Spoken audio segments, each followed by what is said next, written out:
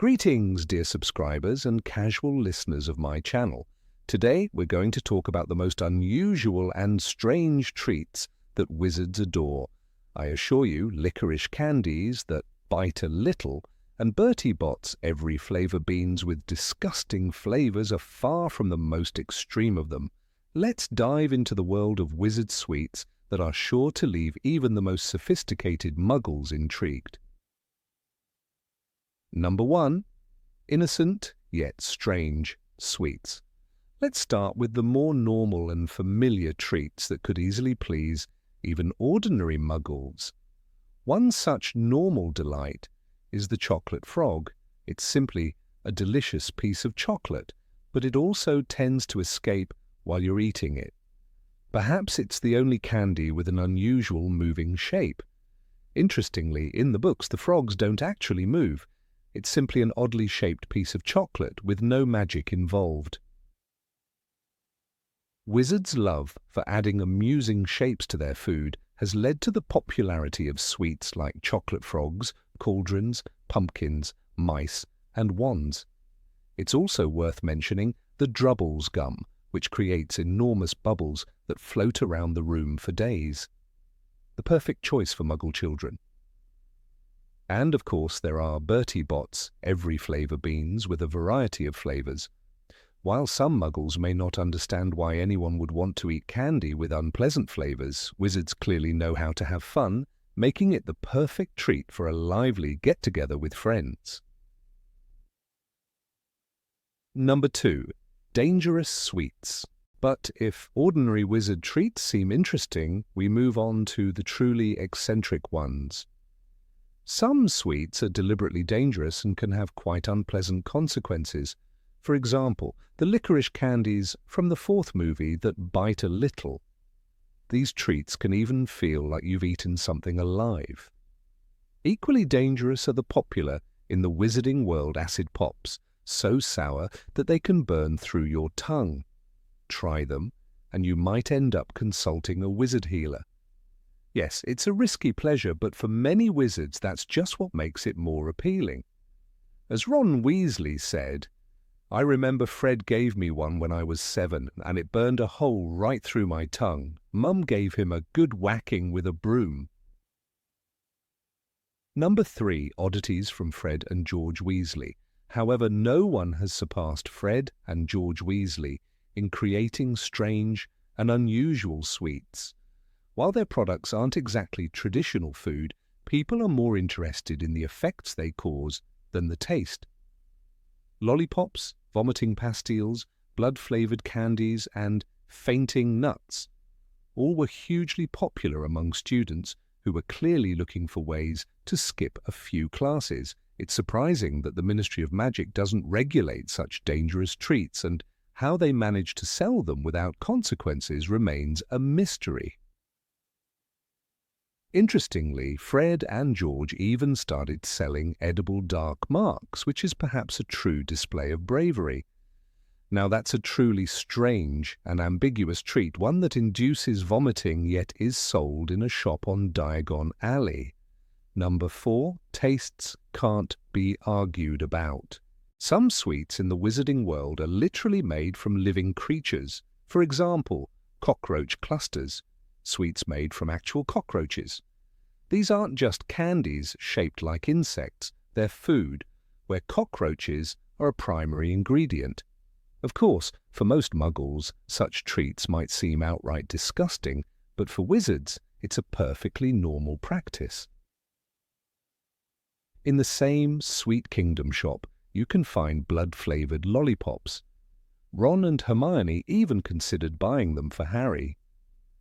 "Yuck, how gross!" Hermione wrinkled her nose, commenting on the candy, adding that these lollipops would be more suited to vampires than ordinary people. But for wizards, such oddities are completely normal, and they aren't surprised by such treats. Number 5. Sweets with magical effects. One of the most intriguing magical candies is the peppuccino. At first glance, it seems like a harmless treat, but once you bite into it, your voice changes. For several minutes, You can speak in any voice you desire, perhaps a deep, husky tone, or, like Neville Longbottom, the voice of a great wizarding singer. Harry, ever curious, might find himself testing one of these candies during a quiet moment in the Gryffindor common room. "I wonder what Neville would sound like if he were a rock star," he'd joke, popping a peppuccino into his mouth. But as his voice shifts into a perfect imitation of Neville's high-pitched, slightly nervous tones, even Harry can't help but laugh. "It's like he's right here with us," Ron would remark, amused by the sudden transformation. However, while these candies are fun, they come with a hidden danger. Some wizards warn that the peppuccino could cause more than just a voice change. The more you consume, the more difficult it may become to control your own identity. "I've heard of wizards who lost themselves to the spell," Hermione would caution, her brow furrowed with concern. "You're not just changing your voice, you're altering who you are." A dangerous idea, especially for those who crave power or attention. While it might seem like a fun trick at first, it's easy to see how quickly things could go wrong. And as we learn in the magical world, not every spell or sweet is as harmless as it seems. Number 6. Edible carousels. One of the most fascinating sweets in the wizarding world is the spinning caramel. Shaped like tiny wheels, these candies spin when you lift them to your lips, creating an almost hypnotic effect. But what really sets them apart is the magical twist they contain. As soon as you bite into one, tiny illusions begin to appear, visions of your past or glimpses of your future. These visions might be cryptic, perhaps a hint of what's to come in the next week, or a long-lost memory that resurfaces unexpectedly. Imagine Harry sitting in potions class, quietly popping one into his mouth, and suddenly the swirling images of his past adventures flash before his eyes. "Blimey, did you see that?" Ron would whisper, watching Harry's eyes dart as he sees a vision of his future in the wizarding world. The spinning caramel is a favorite among both wizards and curious muggles, especially in places like Hogsmeade, where visitors are drawn to them like a carnival attraction. Children, wide-eyed and eager, beg their parents for a taste, fascinated by the idea of seeing what's ahead. Hermione might raise an eyebrow, skeptical as always, but even she would be tempted to take a small bite, wondering what the candy might reveal about her. "Just a bit of harmless fun," she'd say, though there's always a hint of caution in her voice. Whether it's to relive an old memory or catch a fleeting glimpse of the future, these magical treats offer a strange yet irresistible connection to the unseen threads of time. Number 7. Deceptive lollipops. In the wizarding world, sweets are often more than just a treat. They're a game of perception. One such candy is the Deceptive Delight lollipop. At first glance, it looks like a simple caramel, but as you begin to lick it, the taste shifts, changing with your emotions. It could turn sour if you're feeling frustrated, sweet if you're happy, or even spicy if you're agitated. For a wizard, this is the perfect candy to test how much control they have over their feelings. Imagine Hermione Granger sitting in the common room at Hogwarts, absent-mindedly licking a Deceptive Delight while studying for exams. As she gets more stressed about her homework, the lollipop turns sour, giving her a tangible reminder of how her emotions affect the magic around her. However, some claims about these lollipops are even more outrageous. There are whispers among the wizarding community that under the right conditions, these candies can induce hallucinations, visions of distant lands, strange creatures, or even alternate realities. Harry, skeptical as always, would probably shrug these off as wild rumors, yet the mystery surrounding the candy only adds to its allure. In Harry Potter and the Half-Blood Prince, Ron might eagerly try one of these lollipops, only to be caught off guard when the taste morphs from sweet to intensely bitter during an argument with Hermione. "What's going on with this thing?" Ron exclaims, puzzled by the lollipop's erratic behavior. Despite these exaggerated tales, no one has dared to experiment with the deceptive delight candies enough to confirm the more fantastic stories. Wizards, cautious as they are, know better than to play with magic that can influence the mind. But the candy's ability to shift flavors with the mood of the eater is a curious reminder of how even the simplest magical treats can be used to understand and manipulate the inner workings of one's emotions. In the end, deceptive delights may not be as harmless as they seem, but they remain a fascinating example of the magical world's penchant for twisting reality in unexpected ways. Number 8. Confectionery magic and social networks. In the wizarding world, sweets aren't always harmless. Some, like the infamous chocolate bombs, are used as a form of magical mischief. These candies may look innocent enough, but once they're eaten, they explode in the mouth, triggering intense feelings of panic, anxiety, or even a mild sense of fear. It's as if the candy itself has a mischievous personality, ready to stir up trouble the moment you least expect it. The effect can be disorienting, leaving the consumer in a state of chaos, unsure of what just happened. Imagine sitting with friends at the Three Broomsticks only for your chocolate to explode in your mouth, sending you into a panic as the room spins around you. At Hogwarts, students sometimes use these treats for more than just fun. During their late-night meetings or secret gatherings, a well-placed chocolate bomb can become a challenge to test one's magical control. The candy's explosive effects can trigger an outburst of magic, much like an accidental spell gone awry. Take, for example, Fred and George Weasley, known for their love of pranks. In Harry Potter and the Half-Blood Prince, they might have slipped a few chocolate bombs into the hands of unsuspecting students, watching with amusement as the reactions unfold. The chaotic magic that follows could be a perfect opportunity to showcase one's skills in controlling erratic spells. The use of chocolate bombs also speaks to the darker side of confectionery magic. Instead of simply satisfying a craving, these treats manipulate emotions and trigger a cascade of magical energy. They offer a unique way to practice magic under pressure, forcing the wizard to regain control over their emotions and their spellwork. But, like all magical items, they come with a price. The burst of power might be exhilarating, but it can also lead to unintended consequences. "It's a perfect way to test your nerves," Fred might say with a grin. "And if you survive the blast, you'll be ready for anything." With their ability to stir up a storm of emotions and magic, these sweets are not for the faint of heart. Number 9. Magical pastries for gourmets.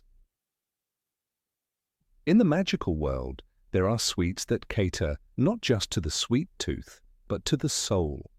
One such delicacy is the fate pastries. These are not ordinary cakes, but enchanted treats that predict your future. Made from rare ingredients, each pastry has the ability to reveal glimpses of what lies ahead. The more you eat, the clearer your vision of your destiny becomes. But the twist lies in the pastry's message. It's hidden within, and only after you've eaten it does the true meaning unfold. It's a treat that holds power, but also mystery. Imagine a student like Harry sitting in the Great Hall during the New Year's feast, looking at a plate of these delicate pastries. The idea of knowing one's future would surely tempt anyone. As he bites into the pastry, Harry might experience a sudden rush of images, visions of Voldemort's rise, or glimpses of his friends' paths ahead. He could even feel the pull of his own choices as his destiny begins to crystallize in front of him. Yet there's a catch. The message isn't always what you expect. The fate that the pastry reveals might not align with your deepest desires, but instead force you to confront truths you haven't yet accepted. The fate pastries are famous in Hogwarts, especially during the New Year's celebrations. Students eagerly await the feast, curious to see what their pastry will reveal. Some, like Ron, might be hesitant. He'd rather not know what his future holds, especially if it involves more misadventures. "I don't need any pastry telling me what's coming next," he might say, but his curiosity would undoubtedly get the better of him.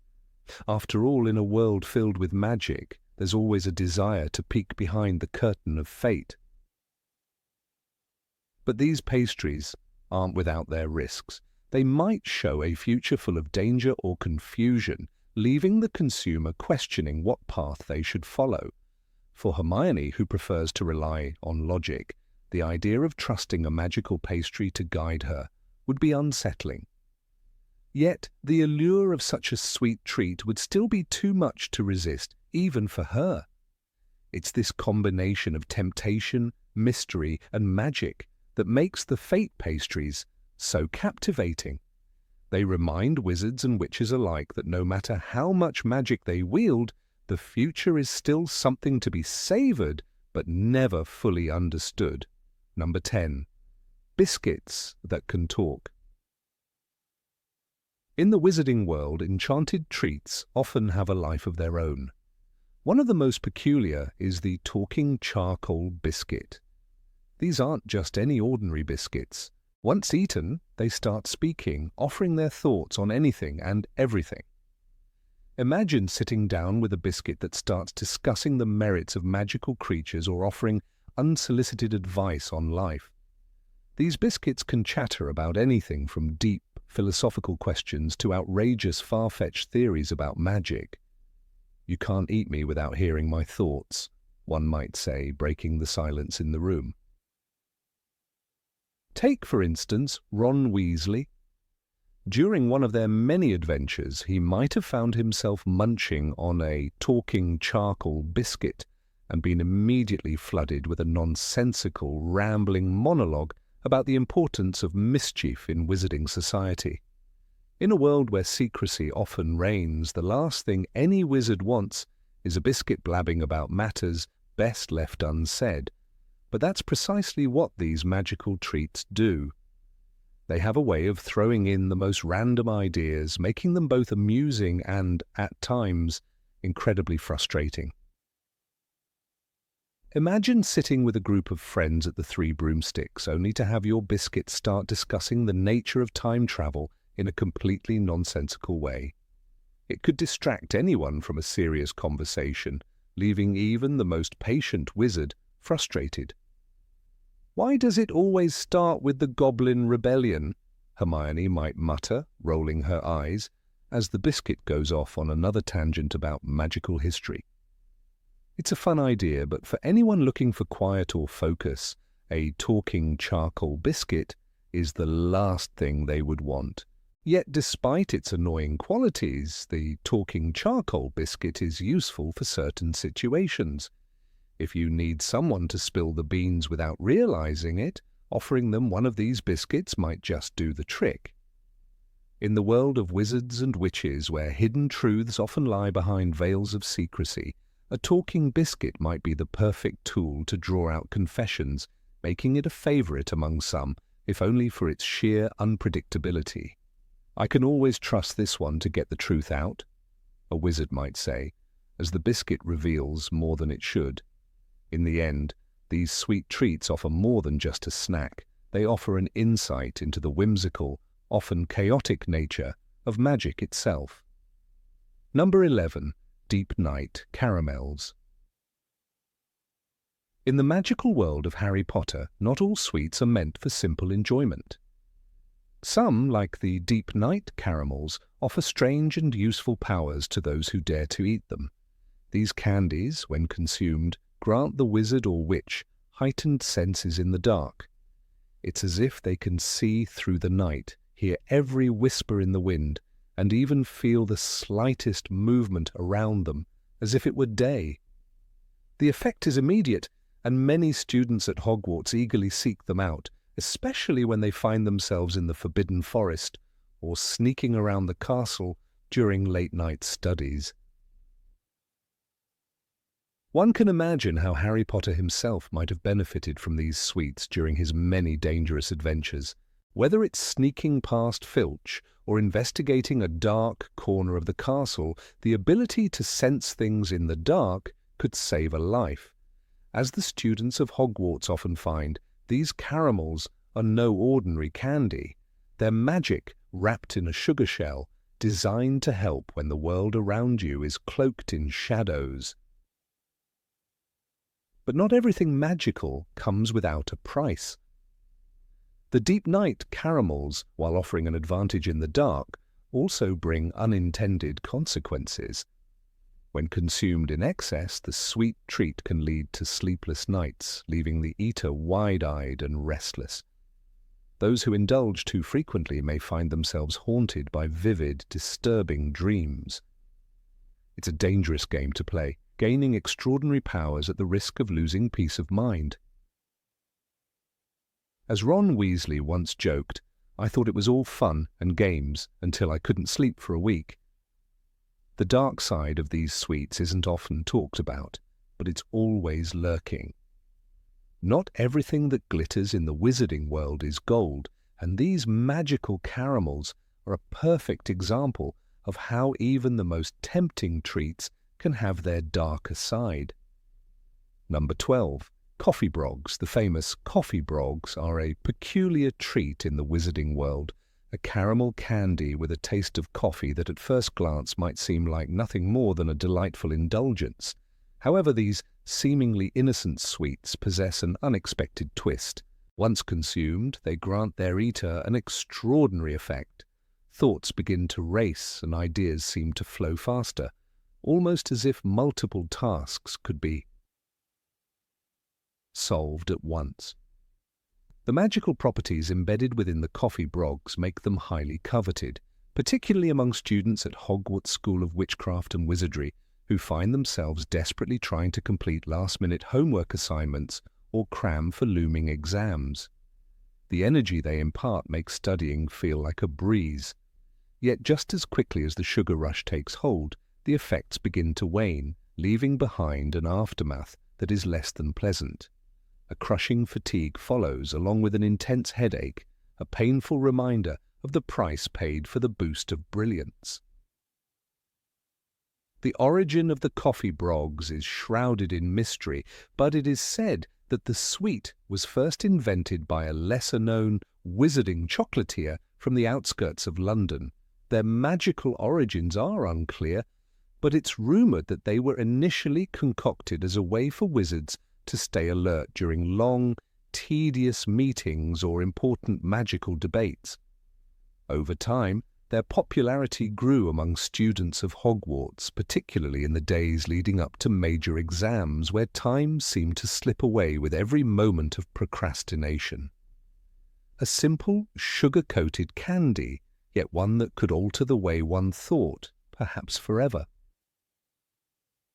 Hannah Abbott, a dedicated Hufflepuff, recalls her first experience with the coffee brogs during her third year at Hogwarts.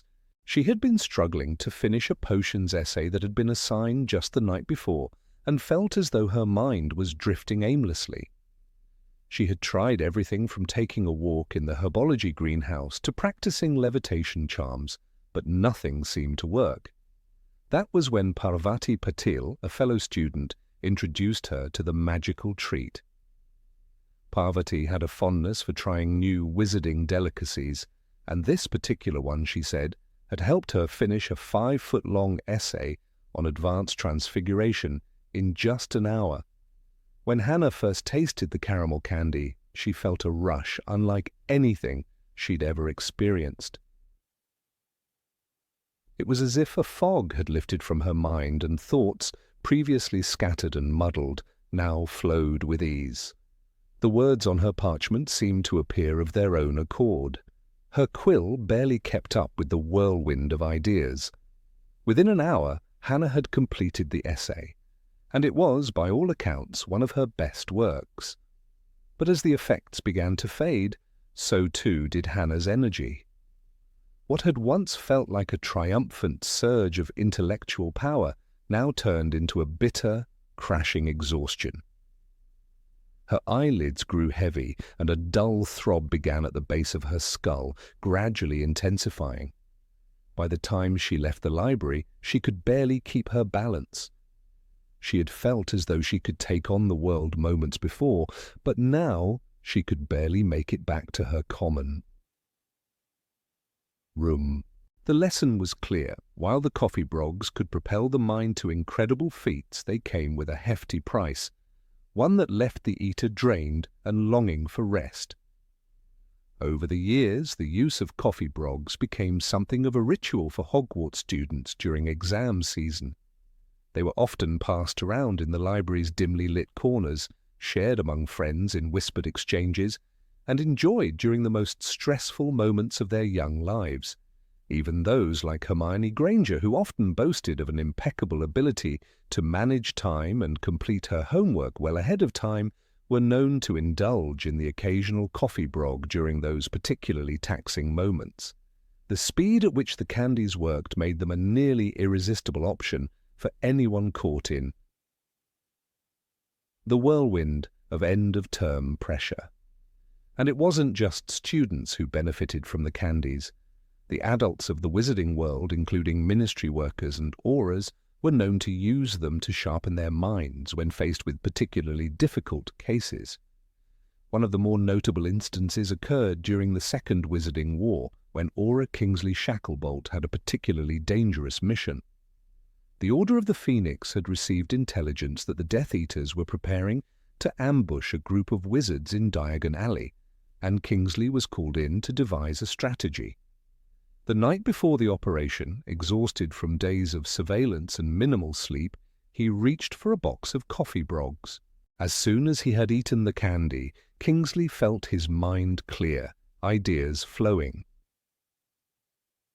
with remarkable speed as he worked through several tactical possibilities in mere minutes. The strategy he devised was considered to be one of the most brilliant in the battle against the Death Eaters. However, the toll the candy took on him was immediate. By morning, Kingsley was not only physically drained, but also suffering from a severe headache, so much so that he could barely focus on the mission's briefings. He had learned the hard way that the power of the coffee brogs was indeed a double-edged sword, providing clarity of mind at a steep cost. Number 13. Sweets that make you forget. In the wizarding world of Harry Potter, sweets are more than just a simple indulgence. They are magical, mysterious, and often quite dangerous. Among the various enchanting confections sold at the shops along Diagon Alley, one particularly peculiar type stands out, those that induce forgetfulness. These sweets are sold in a curious little store called The Secret of Forgetting, tucked away in a quiet corner of the magical shopping district. While the store is a favorite among those seeking to escape painful memories or forget about unfortunate events, its offerings are not without risk. The sweets sold at The Secret of Forgetting are crafted with a unique magical property. They are designed to erase specific memories when consumed. After eating one of these confections, the consumer is unable to recall the event or experience that they had wished to forget.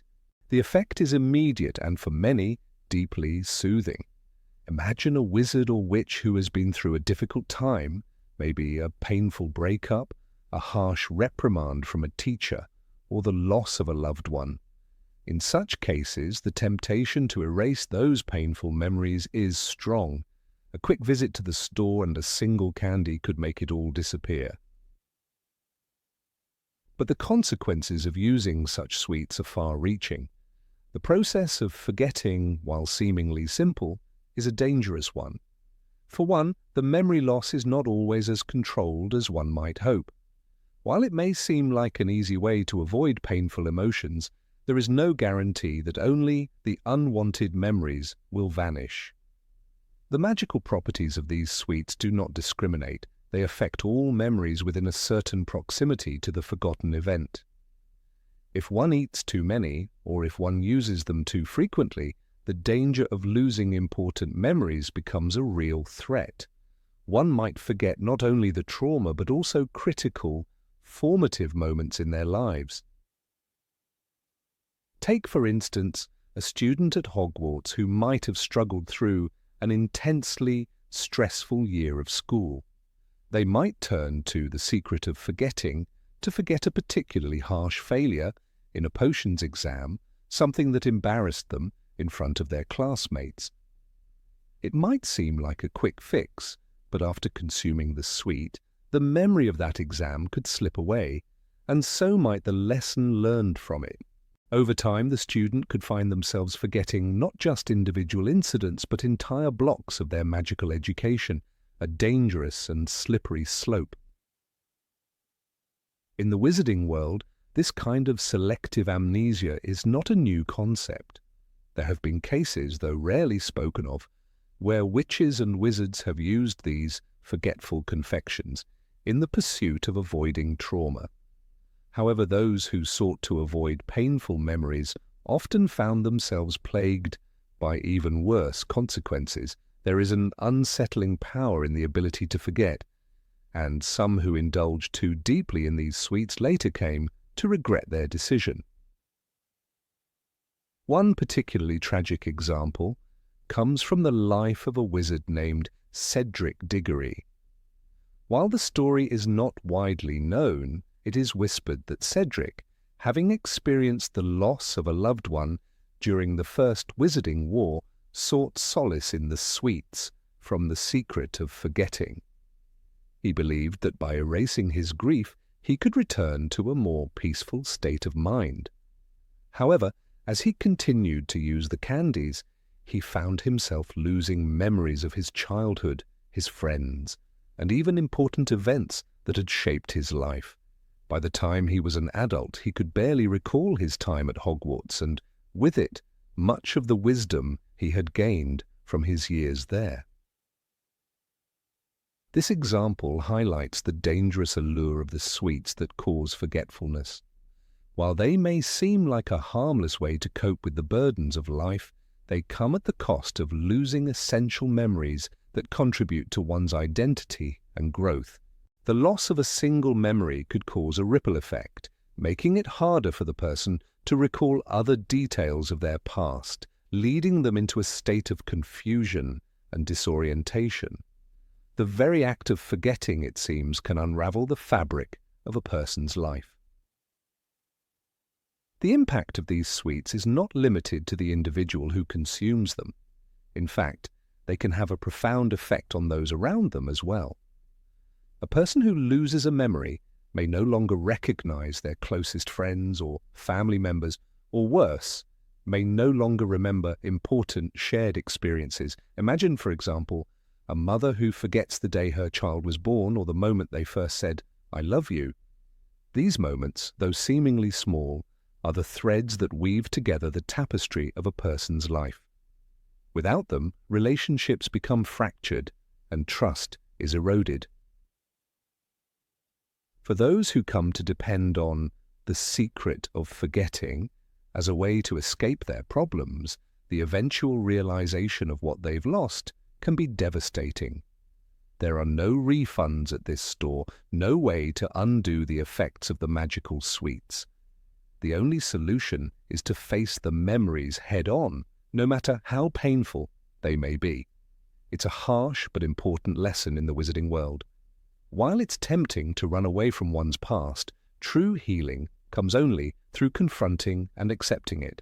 Number 14, sweets that change taste buds. In the world of magical delights, there exists a particularly strange and fascinating category of sweets that defy the very nature of flavor. They are known as invisible cakes, a treat so mysterious that few have dared to comprehend the depths of their flavor-changing capabilities. These enchanting confections are not simply desserts, they are a magical experience that alters the way the eater perceives the world around them. The magic within them isn't just about sweetness or spice. It is about a complete transformation of taste itself, an adventure into a realm where your senses can be taken beyond the boundaries of reality. The first time a person tries an invisible cake, they are usually bewildered by the sheer otherworldliness of the taste. One might bite into what seems to be an ordinary chocolate cake only to find that it is not chocolate at all. With a single bite, the familiar flavor of cocoa dissolves, replaced by something entirely unfamiliar. It might be the taste of a long-forgotten fruit that only exists in the most ancient of magical texts, or perhaps a blend of flavors that are entirely impossible in the non-magical world. The shift is so profound that one might question their very understanding of taste, as if the cake has unlocked a part of the mind where the rules of flavor do not apply.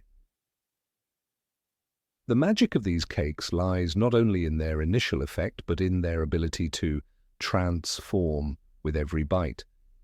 Unlike any other sweet, the invisible cake changes as you eat it, adapting to your emotions, your thoughts, or even the environment around you. It's as though the cake itself has a life, a personality that feeds off your very essence. One minute you could be savoring the taste of a rich spiced apple tart, and in the next the flavors could morph into something completely different, a delicate blend of rosewater and honey, or perhaps something entirely unrecognizable, like the taste of a dream. The unpredictability of this flavor journey has made them a favorite among those who seek to break free from the mundane and explore the depths of the magical world through taste. Such sweets are not without their devoted fan base, however. Among those who seek to experience the finest of magical delicacies are a small but distinguished group of wizards known as gourmands. These are individuals who have mastered the art of appreciating most intricate flavors, those that lie beneath the surface of what seems ordinary. They flock to the finest magical shops to sample the rarest of treats, and none are more coveted than the invisible cakes. They are said to be the key to unlocking new perceptions of the world. A single bite could give a wizard the ability to taste the future, or perhaps experience a moment in time that has long passed. Some have even claimed that the cakes allow them to glimpse into other worlds entirely, realms that exist parallel to their own, where the taste of the air itself is a symphony of flavors. It is not just the curious gourmands who seek these magical confections. Healers, too, have taken an interest in the cakes. The magical properties of the invisible cakes are so profound that some believe they can be used in healing potions, where the flavors could be tailored to influence the mind or body in ways that traditional remedies cannot. By consuming an invisible cake, a person can explore different states of mind, shifting their consciousness in ways that were once thought to be impossible. For a healer, this means unlocking new pathways for curing ailments of the mind, whether it be anxiety, depression, or even more complex magical disorders. The idea that taste can alter one's perception of the world is one that has captured the attention of those in the healing professions, as it offers an entirely new form of therapy. The most intriguing aspect of the invisible cake, however, is not just the flavors it creates, but the flavors it could create.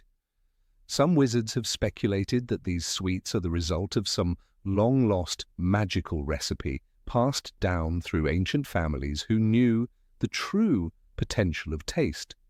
In fact, some believe that there are cakes that can be made from ingredients that have never before been discovered, blending magical fruits and herbs that have yet to be found in any herbology text. The potential for creation is endless, as the only limit is the imagination of the one who dares to bake the cakes.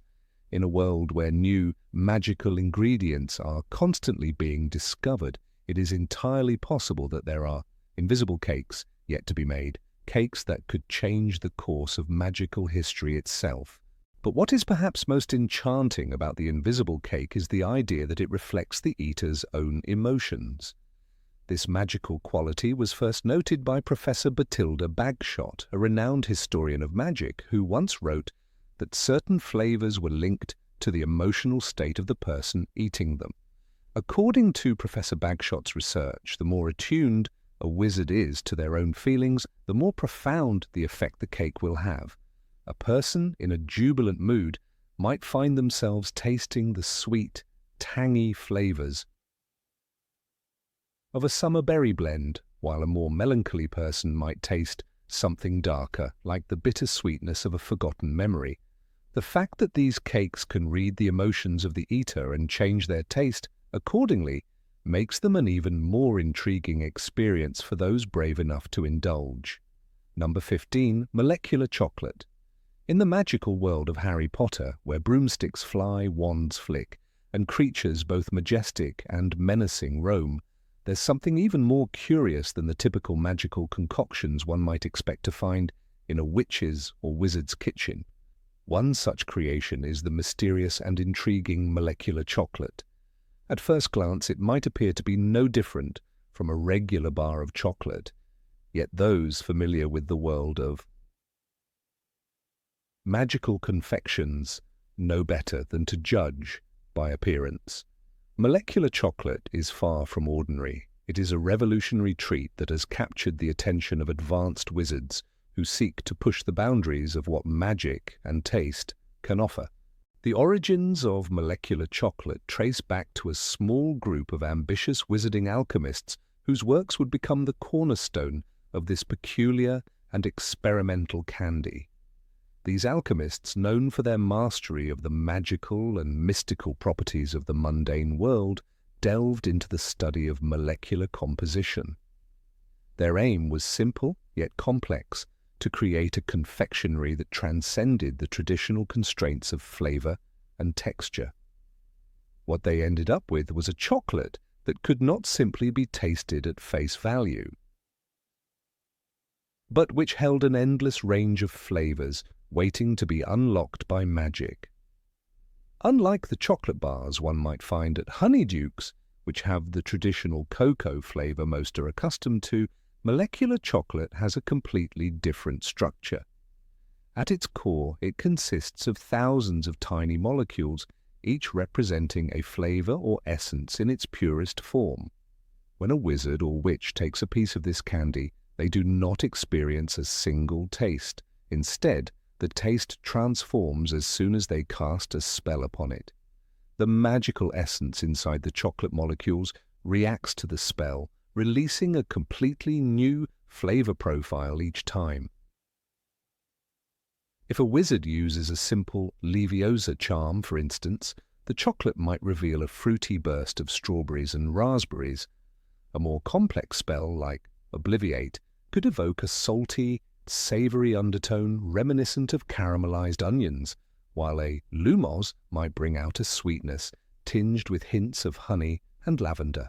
Each spell works differently depending on the caster, and some wizards have even reported subtle variations in the flavors depending on their emotional state when casting the spell. This is where the beauty of molecular chocolate truly shines. No two bites are ever the same, and each is an exploration of the senses as much as it is an exercise in magic. This magical treat, though, is far from simple.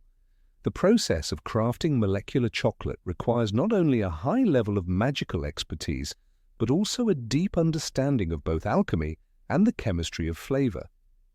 To create such a treat, the alchemists of the wizarding world must carefully manipulate magical ingredients, such as essence of fluxweed, dragon's blood resin, and powdered moonstone, blending them in specific proportions to form the molecular structure that makes the chocolate so unique. The alchemists work tirelessly, often for months at a time, to perfect each batch, ensuring the molecular composition is just right. It is not merely a matter of mixing ingredients.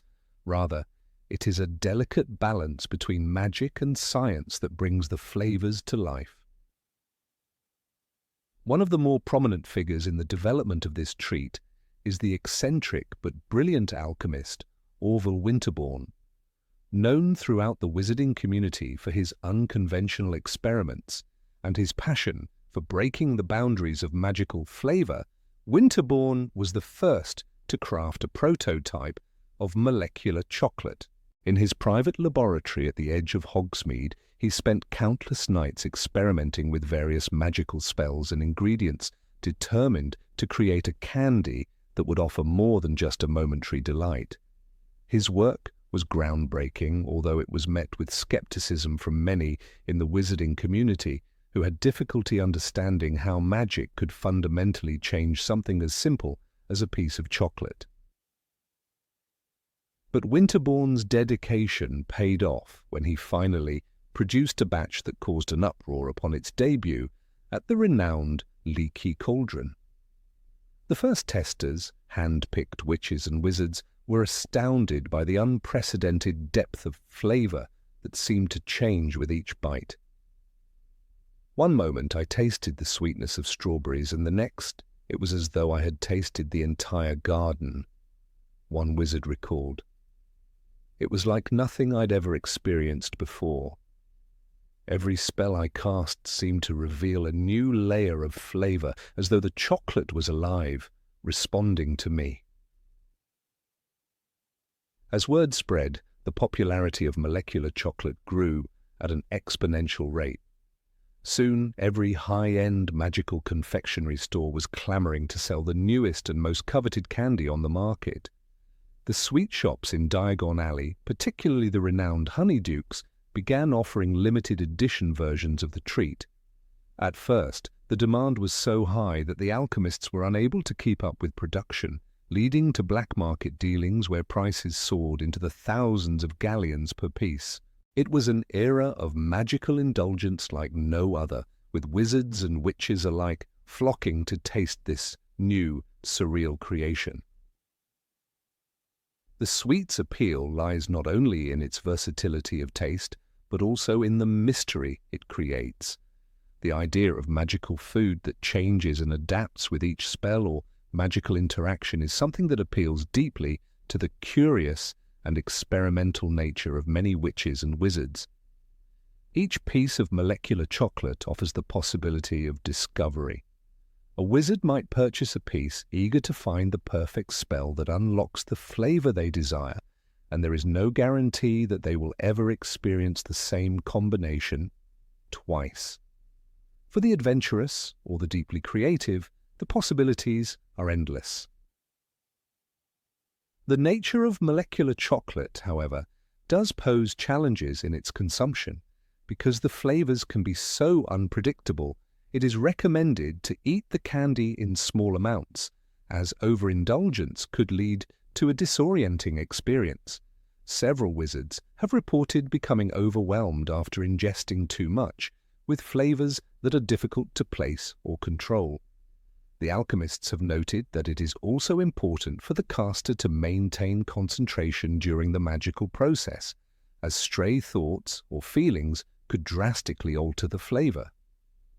A wizard, distracted by unpleasant memories, for example, might accidentally bring out a bitter, acrid taste instead of the sweet notes they intended. Yet for all its quirks, molecular chocolate has become a symbol of the modern, forward-thinking wizard. It represents the fusion of magic and science, of tradition and innovation. The treat has found its place not only in the hands of young witches and wizards experimenting with new tastes, but also among seasoned magical researchers who see it as a tool for unlocking further magical potential. Molecular chocolate has transcended being just a treat. It is a representation of the ever-evolving landscape of magical exploration. The boundaries of flavor, like the boundaries of magic itself, remain infinite, and molecular chocolate is the perfect testament to that truth. There are even whispers in the most exclusive magical circles that molecular chocolate may not be the final frontier in the realm of enchanted confections. Some suggest that future alchemists will find ways to introduce entirely new elements into the candy's composition, creating chocolates with even more complex and varied magical properties. But for now, molecular chocolate remains the epitome of magical gastronomy, a delightful mystery in every bite. Just as the wizarding world is full of surprises, so too is this chocolate, offering endless surprises, waiting to be unlocked, one spell at a time. Number 16. Green Gels. The green gels are a magical candy that have puzzled many witches and wizards for generations. Created from a rare, mystical herb found deep within the Forbidden Forest, these candies are not just a treat for the taste buds. They offer an experience that stretches far beyond the ordinary world of magical confectionery. Unlike anything else seen in the magical world, the green gels have an ability to connect the consumer to the very essence of magical history. The process of making green gels is a secret known only to a select few potion makers, and it's said that the herb used in their creation can only be harvested during the fleeting moments when the moon is at its highest peak. The plant, with its shimmering green leaves, grows in the darkest corners of the Forbidden Forest, where few dare to venture. The leaves, once collected, are boiled into a viscous liquid that is transformed into the soft, gelatinous substance that becomes the green gel. The exact properties of the herb remain largely unknown, but its effects on the body are as profound as they are mysterious. As a wizard or witch consumes a green gel, a strange sensation begins to form in their stomach. At first, it feels like any other sweet treat, a small burst of flavor that lingers on the tongue. However, moments later, the true nature of the candy begins to reveal itself. The gel-like substance starts to spread through the stomach, and the consumer is suddenly overwhelmed by the feeling that they are tasting everything that has ever been used in potion making. Herbs, flowers, and even the rarest of magical ingredients flash through their senses like vivid memories. Each taste seems to carry with it the echo of its former use in magical concoctions. For example, a wizard who has worked with ingredients like mandrake root may suddenly feel the bitter taste of it overpowering their senses, as though they were chewing on the root itself. Similarly, the sweetness of a peppermint leaf, so often used in calming potions, will flood the mouth with a cooling, refreshing sensation. It's as though each ingredient, once carefully measured and mixed for a specific potion, is now freely coursing through the body, each taste accompanied by a rush of magical history. The most powerful aspect of the green gels is that they can bring forth memories of spells themselves. A wizard who has read from the Standard Book of Spells by Miranda Goshawk might suddenly taste the tang of the incantation Lumos, its essence lingering on the tongue as though the spell had been cast in the present moment. For some, it's a deeply nostalgic experience, as though reliving the very first time they cast a spell or brewed a potion. But for others, it can be overwhelming, especially for those who have studied magic for many years. Each spell, each potion they have ever encountered, all of it becomes real in their mouths and stomachs, as though every incantation and every drop of potion is alive within them. It's not uncommon for an experienced wizard to feel a sense of dizziness, even nausea, as the flood of magical sensations becomes too intense to bear. There have been cases where students at Hogwarts School of Witchcraft and Wizardry, in their youthful curiosity, have consumed the green gels with reckless abandon.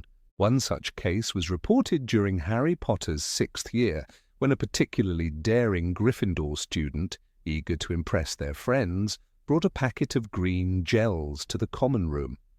The candy was passed around, and before long, an entire group of students found themselves writhing in discomfort as their senses were overwhelmed by the intense flood of magical sensations. It was said that one student, a member of Ravenclaw, began to hallucinate the smell of wolfsbane. an ingredient used in the transformation potion for werewolves. Another, who had recently studied the unforgivable curses in class, claimed to taste the bitter, acrid flavor of the Cruciatus curse, its effect lingering far longer than any normal candy could allow. The effects of the green gels are not only physical, they have a psychological impact as well.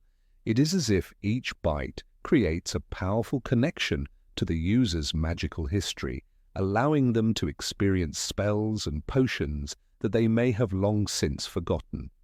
For those who have cast dark magic, there have been reports of feeling the cold grip of dark energy as the taste of their darkest spells fills their mouths. This is one of the reasons why many witches and wizards are cautious about the candy. The magical essence of the green gels can reach back into even the deepest corners of the mind, unearthing long-buried memories of spells once learned, and some of those memories are not pleasant. For those who have committed dark deeds, it can feel like an assault on their very soul. Despite the potential dangers, the green gels remain a popular, albeit controversial, treat among the magical community. They are often sold at wizarding festivals and events, though they are typically only available to those of a certain age, given the intensity of their effects. In some circles, they are considered a rite of passage, a way to connect with the deep roots of magical history. For others, they are a fascinating but dangerous curiosity. It is said that some experienced potion masters use the green gels to help them reconnect with long-forgotten recipes, as the candy's effects can remind them of ingredients and techniques that may have been lost to time. However, even the most seasoned wizards can find themselves overwhelmed by the experience. The sensation of tasting every plant, every ingredient, and every spell can sometimes be too much, and it is not uncommon for wizards to find themselves nauseous or disoriented after eating a green gel. Some have even claimed to feel as though they were lost in a fog of magical energy, unable to distinguish between the past and present. The most disturbing aspect of the green gels is the sensation of tasting spells one has never cast, as though some part of their being is attuned to all the magic in the world. The green gels are also famous for their unpredictability. The effects can vary depending on the individual consuming them. For example, a young witch who has just started her magical education may experience only the faintest taste of a few herbs and potions she has studied, while a more advanced wizard may be bombarded by the most obscure spells, feeling as though their very soul is suffused with the magic they've encountered over the years. Some report a sense of peace and nostalgia, while others are left shaken by the intensity of the experience. It's unclear whether the strength of the green gel's effects is related to the depth of the person's magical knowledge, or if it is simply a matter of luck.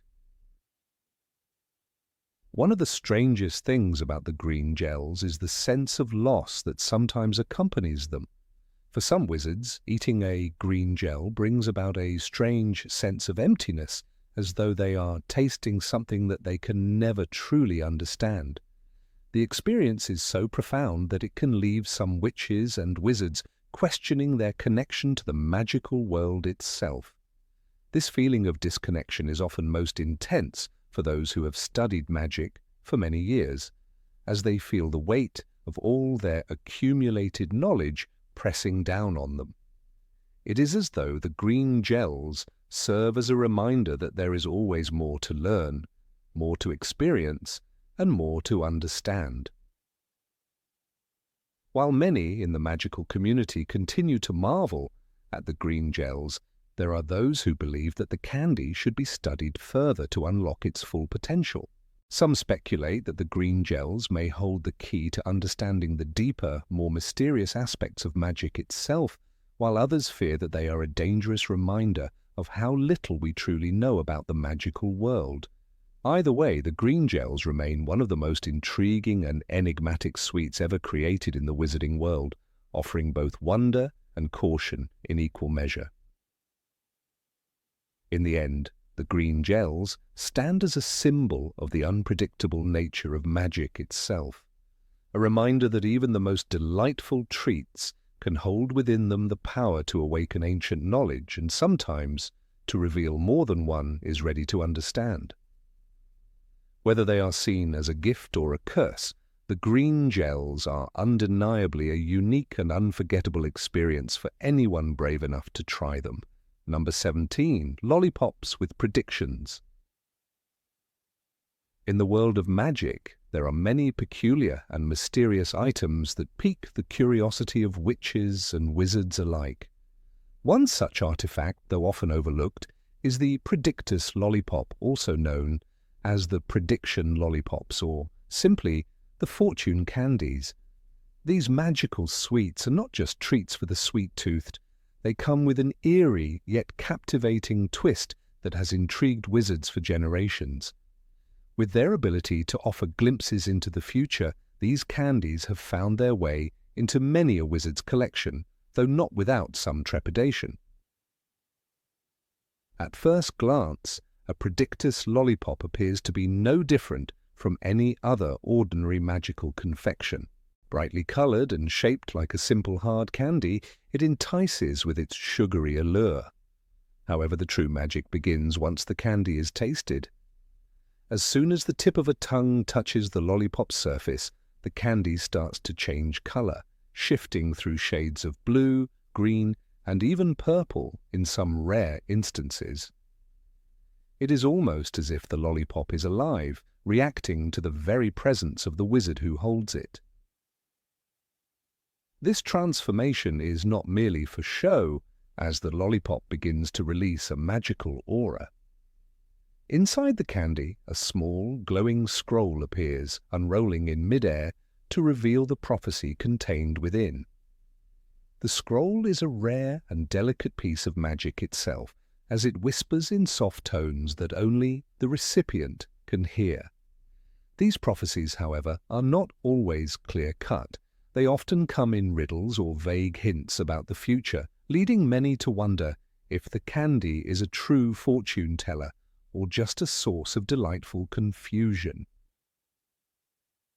There are tales of wizards and witches who have turned to these sweets in their moments of uncertainty, hoping for guidance on matters both trivial and life-altering. One such case involves a young witch named Clara Winters, a promising student at Hogwarts who once indulged in a Predictus lollipop while contemplating her future after graduation. With her heart set on joining the Department of Magical Law Enforcement, she hoped for a clear answer. As she licked the candy, it began to change from a soft pink to a deep red, and the magical scroll unfurled. The whispering voice gave her the following prediction: "You shall face a shadow from your past, but your heart will lead the way." Clara, although bewildered, took this cryptic message to heart. The words seemed almost prophetic in their ominous tone, and she spent the following months contemplating what it could mean. It wasn't until the very end of her training at the ministry, when she encountered a long-forgotten adversary from her childhood, that the prophecy became clearer.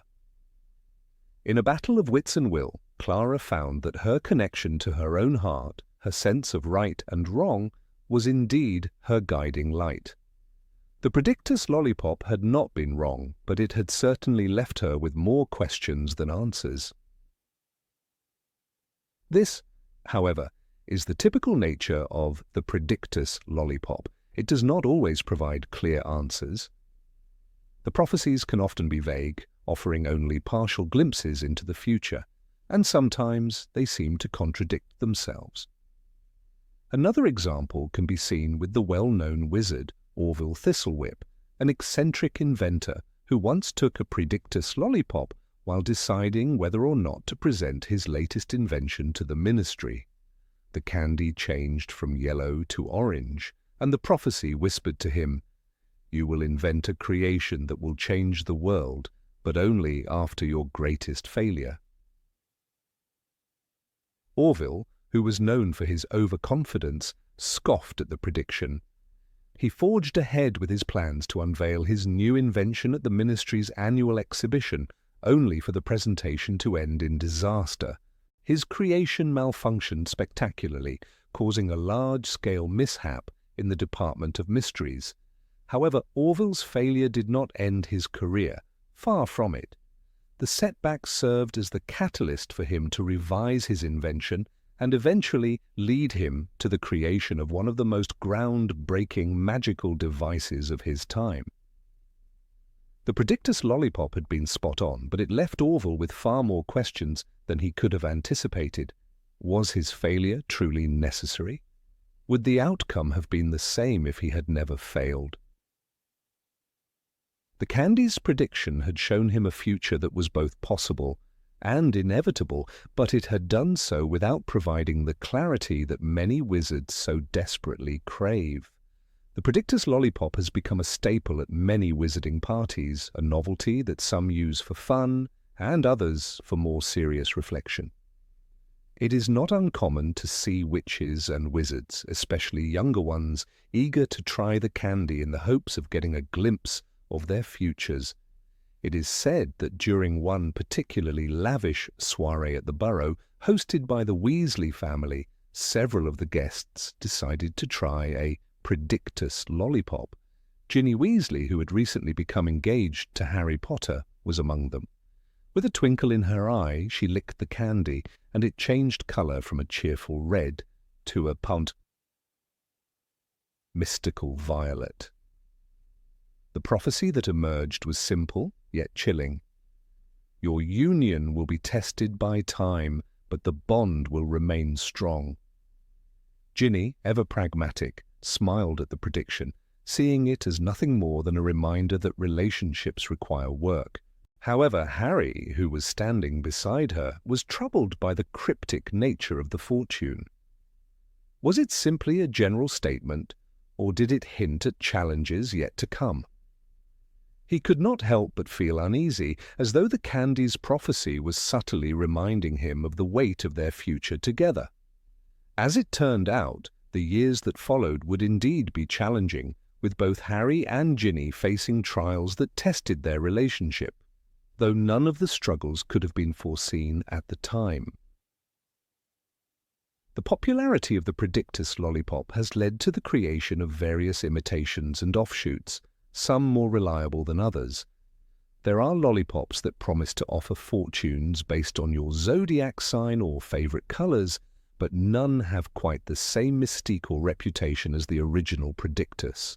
For many witches and wizards, the unpredictable nature of the candy is what makes it so irresistible.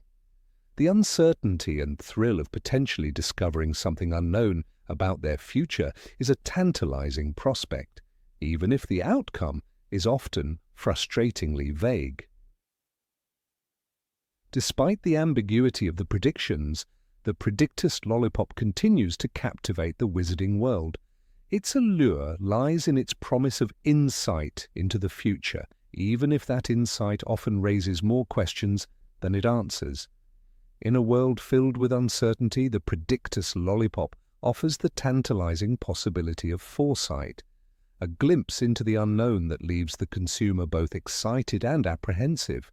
Whether you seek advice on love, career, or personal growth, there is always something strangely comforting about knowing that for a brief moment the future might be just a lollipop away.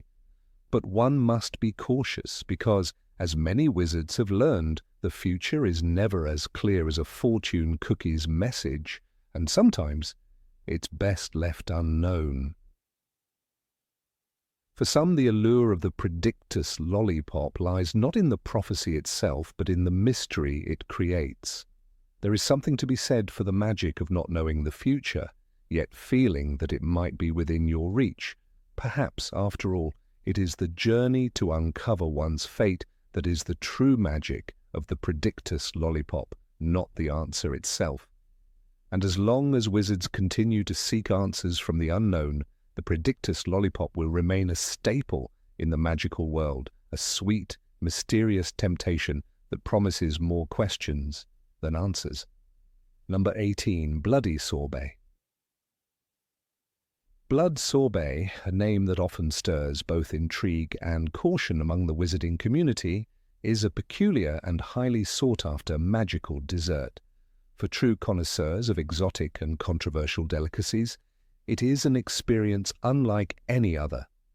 The very notion of this treat, its name alone, can send shivers down one's spine. Yet for those brave enough to indulge, it promises a sensory experience that tantalizes the taste buds and stimulates the senses in the most unexpected ways. The story of blood sorbet is one of mystery, intrigue, and an undeniable charm that keeps its allure intact even among the most skeptical witches and wizards. The primary ingredient in the creation of this sorbet is the magical blood tree, a rare and ancient plant that has been known to produce fruit unlike any found in the natural world. The fruit of this tree is a deep crimson red, its skin glistening with an otherworldly sheen.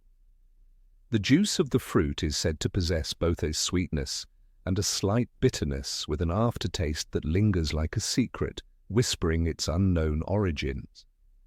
The blood tree itself is elusive, growing only in specific, secluded regions of the wizarding world, and its cultivation is a closely guarded secret.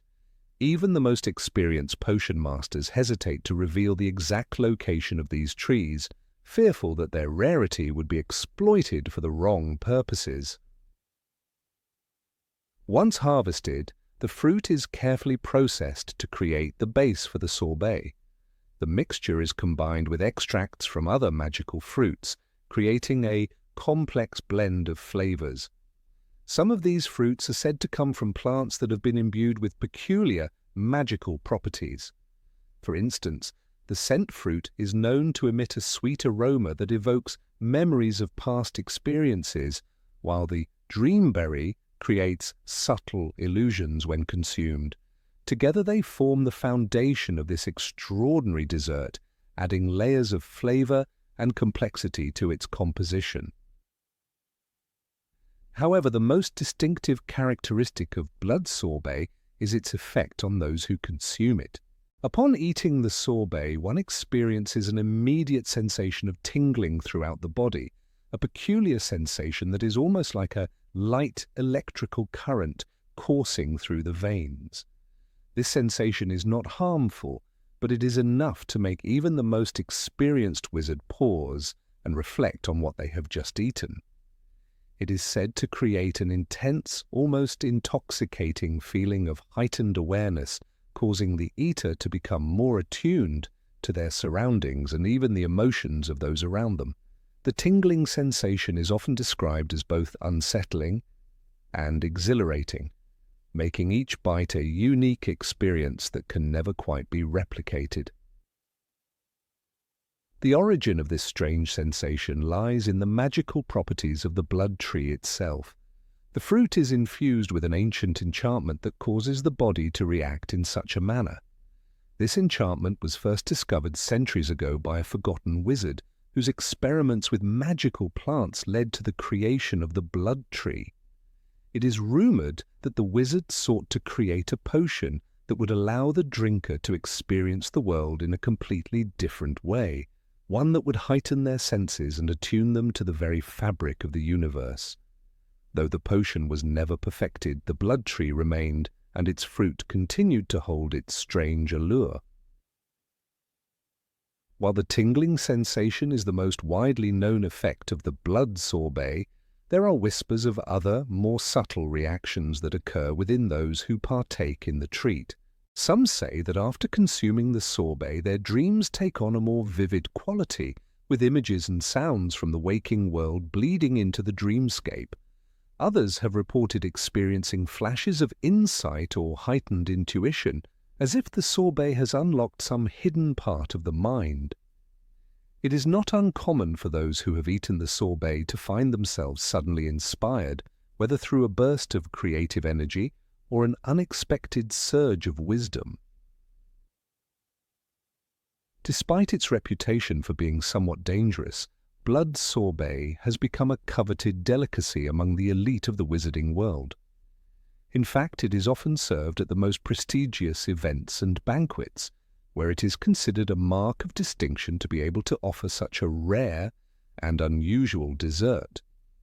It is not unusual to see a grand feast held at the esteemed Leaky Cauldron or the bustling Three Broomsticks in Hogsmeade, where blood sorbet is presented as the grand finale of the evening.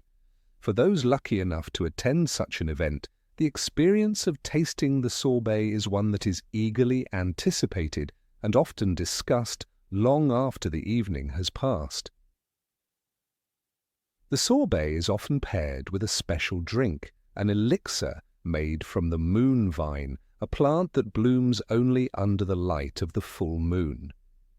This drink is known for its calming properties and is said to enhance the effects of the sorbet, allowing the eater to experience a more profound sense of relaxation and contentment. The combination of the two has been described as nothing short of magical, with many claiming that it creates a sense of unity between the mind, body, and spirit. The pairing has become a favorite among those who seek to experience the most refined and otherworldly sensations that the magical world has to offer.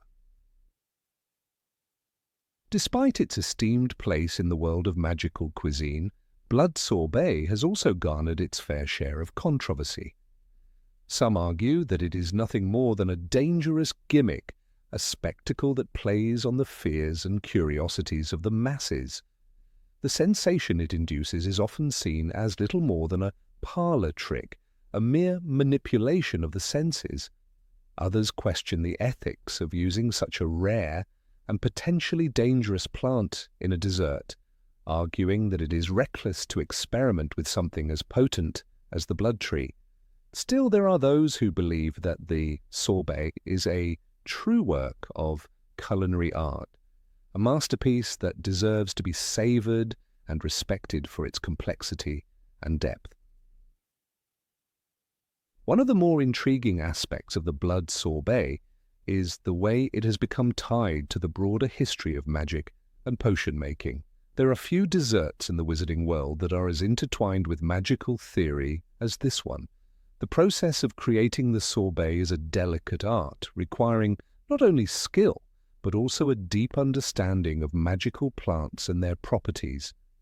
The mastery of this art has been passed down through generations of skilled potion makers, with each new generation adding their own touches and refinements to the process.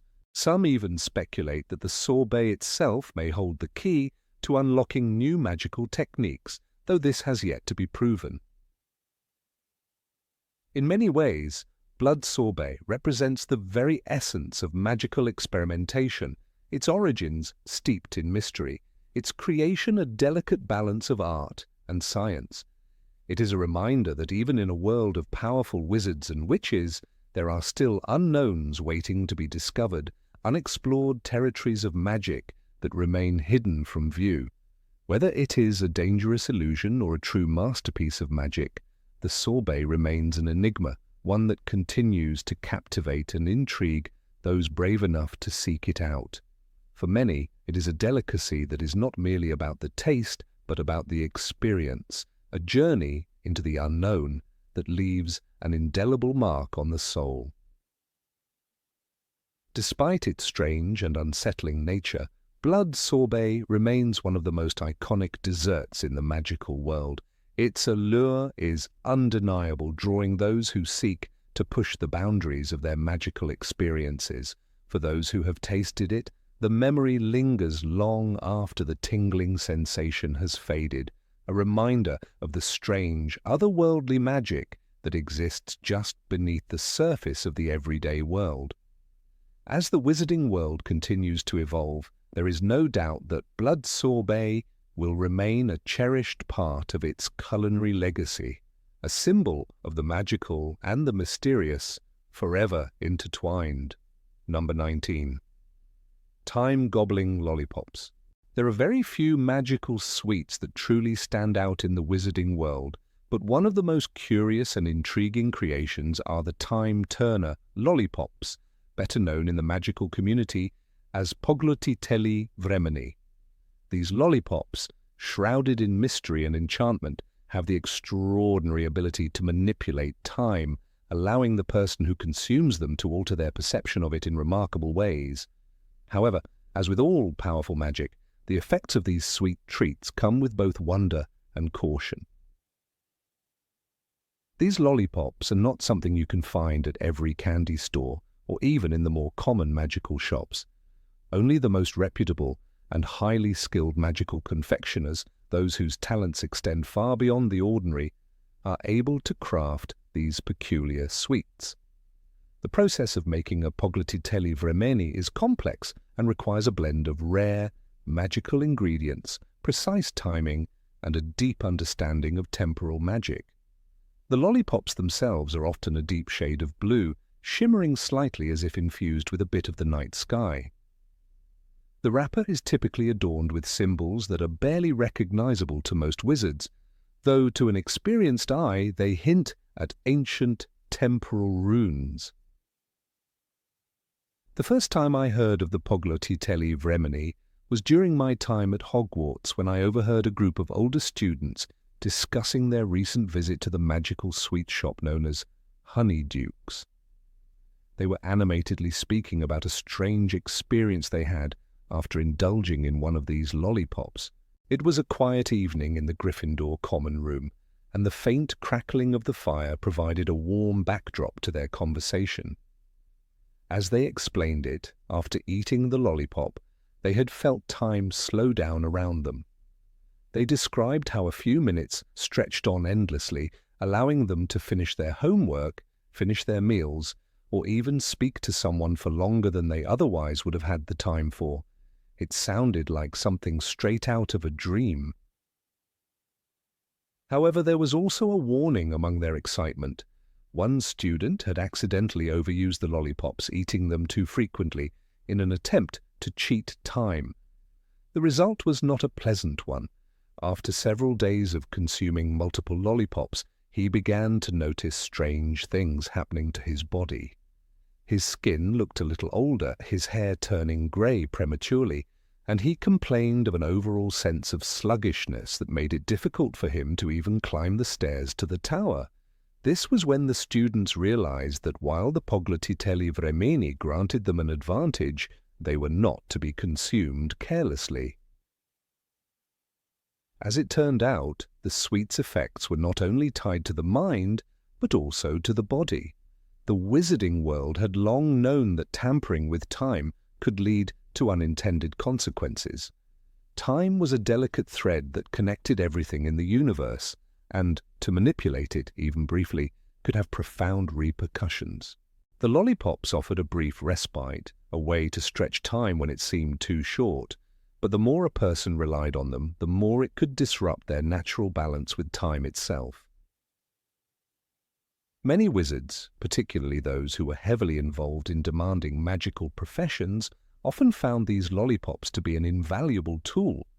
Aurors, for example, who might be involved in high-stakes investigations or chases, could use the pogliottitelli vremeni to slow down time just enough to gain an edge. Similarly, busy potion masters or magical historians could use them when they had limited hours to complete a task that would normally take much longer. The use of these lollipops to manipulate the perception of time made it easier for wizards to fulfill their responsibilities, but it also led to certain ethical dilemmas. The most famous story of a pogliottitelli vremeni lollipop's use occurred during the height of the First Wizarding War. A courageous and somewhat reckless Auror named Victor Dracot found himself in a particularly dangerous situation when he was attempting to infiltrate a Death Eater hideout. He had very little time to gather critical information before the enemy would return, and there was a chance he could be discovered. Desperate, he pulled out a lollipop from his jacket pocket and unwrapped it, not fully understanding the potential consequences. For a few minutes, time seemed to slow. Every movement he made was deliberate, measured, and calculated. The lollipop granted him the precious moments he needed to gather the documents, escape, and return to safety. Dracot's success became legendary in the Ministry of Magic, but those who knew the truth of his story were also aware of the toll it took on him. The constant use of time-altering magic in such high-stress situations left him feeling exhausted and weary. His body aged faster than most wizards of his age, and though his mind remained sharp, his physical form grew frail. After his retirement, Dracot became something of a cautionary tale for future generations of wizards. His example helped to establish a strict regulation on the use of time-altering magical items, including the Pogliottitelli Vremeni. Despite these precautions, there are still those who indulge in these lollipops, seeking to take advantage of their powers without fully understanding the risks. Many young witches and wizards, eager to outpace the constant demands of school or their burgeoning careers, see the lollipops as a shortcut to getting ahead. The immediate gratification of winning time can be incredibly tempting, especially when it feels as if the hours in the day are never enough. However, it is important to remember that, as with all magic, moderation is key. The Pogliottitelli Vremeni lollipops are a powerful tool, but they come with a warning. Overuse can lead to a host of unpleasant side effects, including, but not limited to, accelerated aging, lethargy, disorientation, and in extreme cases, the complete unraveling of the magical aura that protects a wizard's physical and mental state. The key to using the lollipops effectively lies not in overindulgence, but in understanding that time, much like magic itself, must be respected and never taken for granted. An even greater mystery surrounds the origin of these magical lollipops. Some speculate that the recipe for the lollipops dates back to the time of the ancient Greek philosophers, whose studies of time and the cosmos may have influenced early magical experimentation. Others claim that the lollipops were first created by the famous magical inventor and alchemist Bathilda Bagshot, who supposedly discovered the secret of time manipulation through a series of lost scrolls she unearthed during an expedition to the Middle East.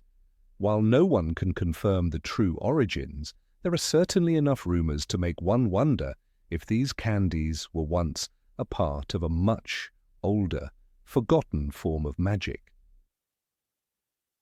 Regardless of where they came from, the Pogliottitelli Vremeni lollipops continue to capture the imagination of the magical world. They are a symbol of how magic can offer both blessings and burdens, how it can make life seem more manageable, or, in the case of those who misuse it, more complicated. The sweet taste of the lollipop, combined with the thrill of altering time itself, continues to fascinate witches and wizards alike. Yet just like any great power, it is a tool that requires wisdom, restraint, and above all, respect for the forces of nature that it seeks to manipulate. And so the next time you wander into a high-end magical shop where rare and powerful candies are sold, you may catch sight of the glimmering wrappers of the Pogliottitelli Vremeni.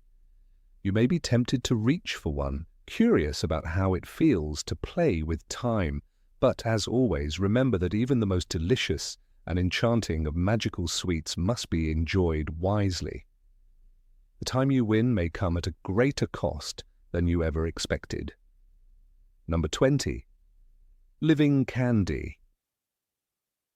In the magical world of Harry Potter, where sweets are a significant part of the wizarding culture, there exists a peculiar category of candies that blur the line between the edible and the living. Among these, the living berries are perhaps one of the most enchanting, yet dangerously unpredictable confections that any witch or wizard could encounter. Created with the aid of transfiguration spells, these sweets are not just magical, they are, in the truest sense of the word, alive. As their name suggests, the berries inside the candies do not simply sit idly in the mouth. They come to life, exhibiting behaviors and emotions that correspond to their magical essence. This interaction between a living being and a candy is not something that the average wizard would expect from an ordinary sweet, and it's this unique feature that has captured the fascination and fear of many in the wizarding world.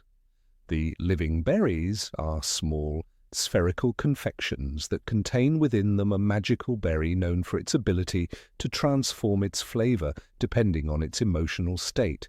These berries are cultivated in highly controlled environments as they require precise care to maintain their magical properties. The berry itself is a rare species that has been magically altered to respond to its surroundings, particularly the emotions and actions of those who consume it. The berry's essence, when placed inside a sugary shell, becomes a confection with a mind of its own.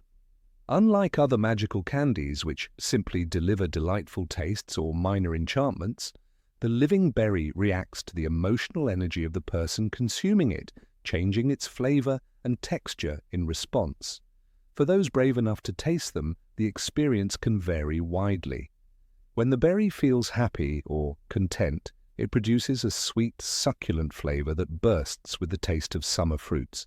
The texture is juicy, as if the berry itself is exuding all of its life force into the candy, making it almost intoxicating in its richness. But this joyful reaction is not guaranteed. If the berry feels threatened, anxious, or scared, perhaps due to the consuming wizard's anxiety or sudden movements, the berry's reaction can take a much darker turn. In such cases, the berry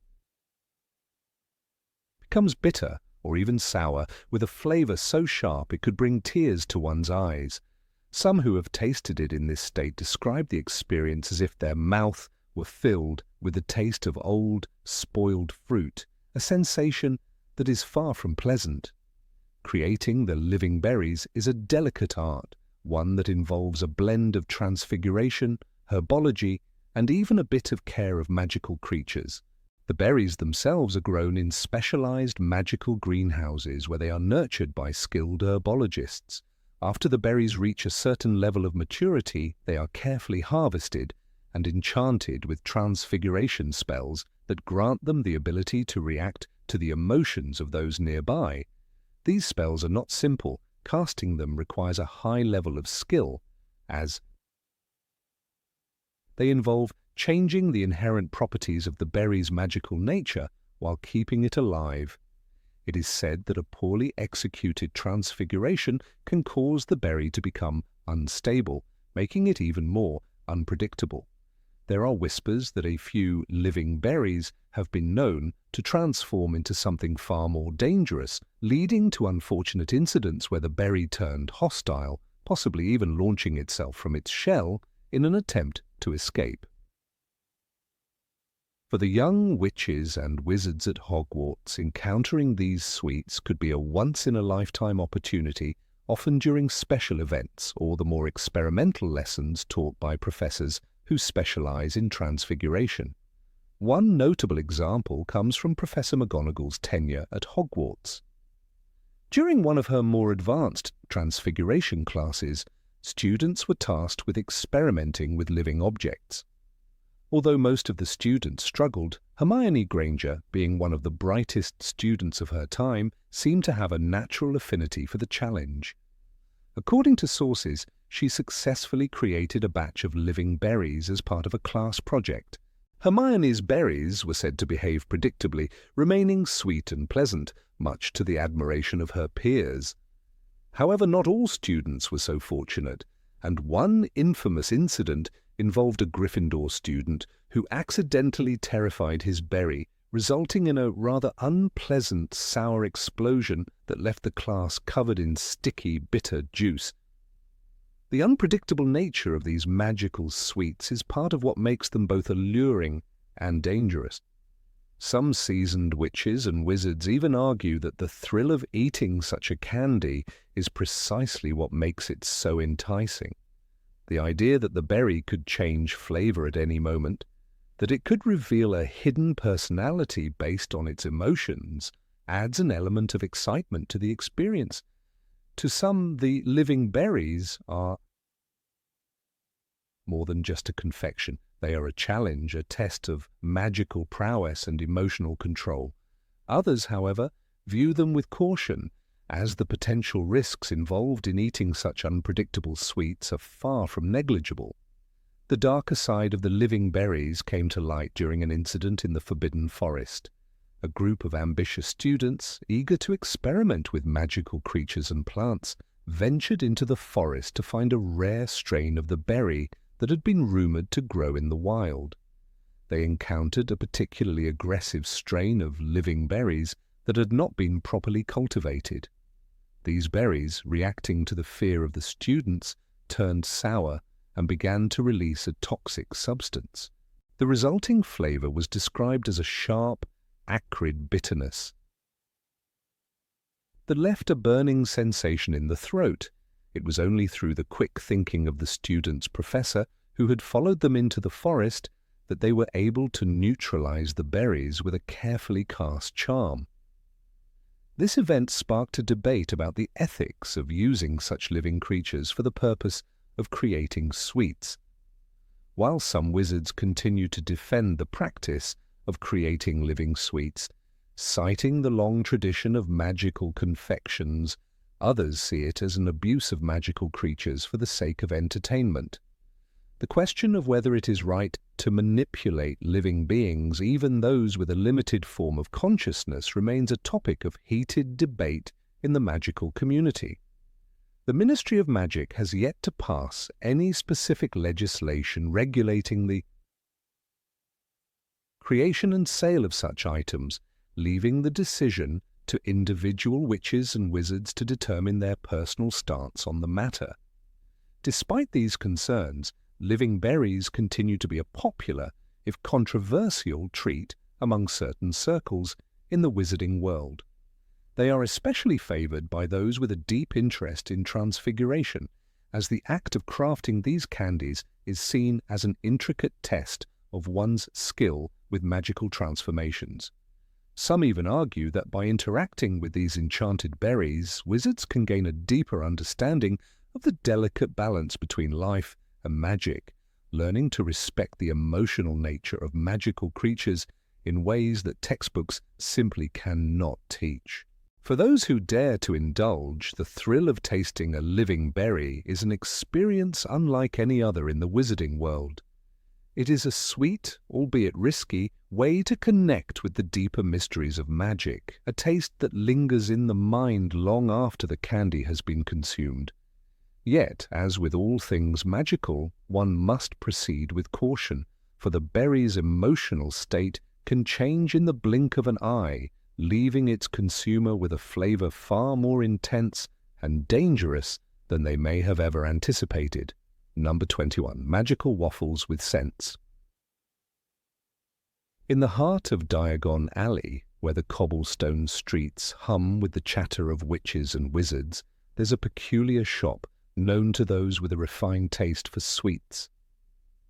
The sign above the door reads, "Sweet Secrets," and it beckons with the promise of magical confections that cater not only to the palate, but to the soul. Among the most curious of its offerings are the famous magical waffles. These are no ordinary waffles, they are enchanted, imbued with a secret charm that causes them to transform in flavor and aroma depending on the emotional state of the eater. The allure of these waffles is not just in their taste, but in the eerie way they can reveal the hidden feelings of the person consuming them. The magical waffles are crafted using a recipe known only to a handful of ancient wizards who have perfected the art of infusing emotions into food. The recipe has been passed down through generations, and its secret is closely guarded. The waffles are made from the finest ingredients: flour from the enchanted wheat fields of the magical countryside, sugar harvested under a full moon, and butter churned by house elves in the kitchens of the old wizarding families. But it is the secret ingredient, an ancient flower known as the emotion blossom, that gives these waffles their extraordinary ability. This flower, which only blooms once a year in the hidden groves of the Forbidden Forest, contains the essence of emotions themselves. When mixed into the batter, it turns every bite of the waffle into a reflection of the eater's inner world. The waffles, once baked, are perfectly golden and crispy, with a slight shimmer on the surface that hints at the magic within. At first glance, they appear like any other waffle, but those who have tasted them know better. Upon the first bite, the flavor transforms subtly at first, but growing stronger as emotions intensify. A person in a state of joy will find the waffle bursting with the flavors of vanilla and strawberry, evoking feelings of warmth and happiness. For those in a contemplative or serene mood, the waffle may take on a delicate hint of lavender or honey, soothing the senses. However, when the eater is consumed by sorrow or grief, the waffle may take on the bitter, metallic taste of chalk or the sourness of raw eggs, a stark contrast to the usual sweetness of the treat. For many, the experience of eating these waffles is unsettling. The change in taste seems to bypass the conscious mind and connect directly to the emotions buried deep within. It is as if the waffle holds a mirror to the heart, revealing what the eater may not even realize about themselves. "What are you really feeling?" the waffle seems to ask. The idea that food can hold such an emotional connection is both fascinating and, to some, a little disturbing. For those who are adept in the art of emotional magic, these waffles become a tool of great power. Skilled wizards use them to read the emotions of others, especially in situations where words fail to convey the truth. They are particularly popular among those who work in the Ministry of Magic, especially in the departments dealing with truth-telling and investigations. Auras, for example, have been known to use the waffles to determine if a suspect is hiding something or if their demeanor matches their story. The waffles do not lie. They expose the truth in ways that words cannot. Even the most skilled occlumens cannot hide their true feelings from the waffles. A seasoned investigator might offer a suspect a plate of waffles, and while the suspect may try to mask their emotions, the waffles will tell a different story. The story of one such investigation is well known in the wizarding world.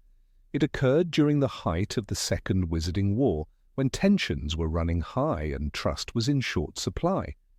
A young aura named Cedric Diggory, known for his sense of fairness and sharp mind, was tasked with questioning a suspect believed to be connected to the Death Eaters. Cedric, ever the professional, had always relied on his instincts, but that day he was handed a plate of magical waffles as a means to uncover the truth.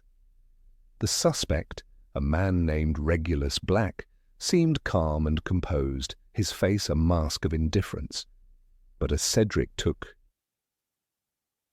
a bite of the waffle, it shifted from the expected sweetness of vanilla to the taste of bitter almonds, an unmistakable sign of fear.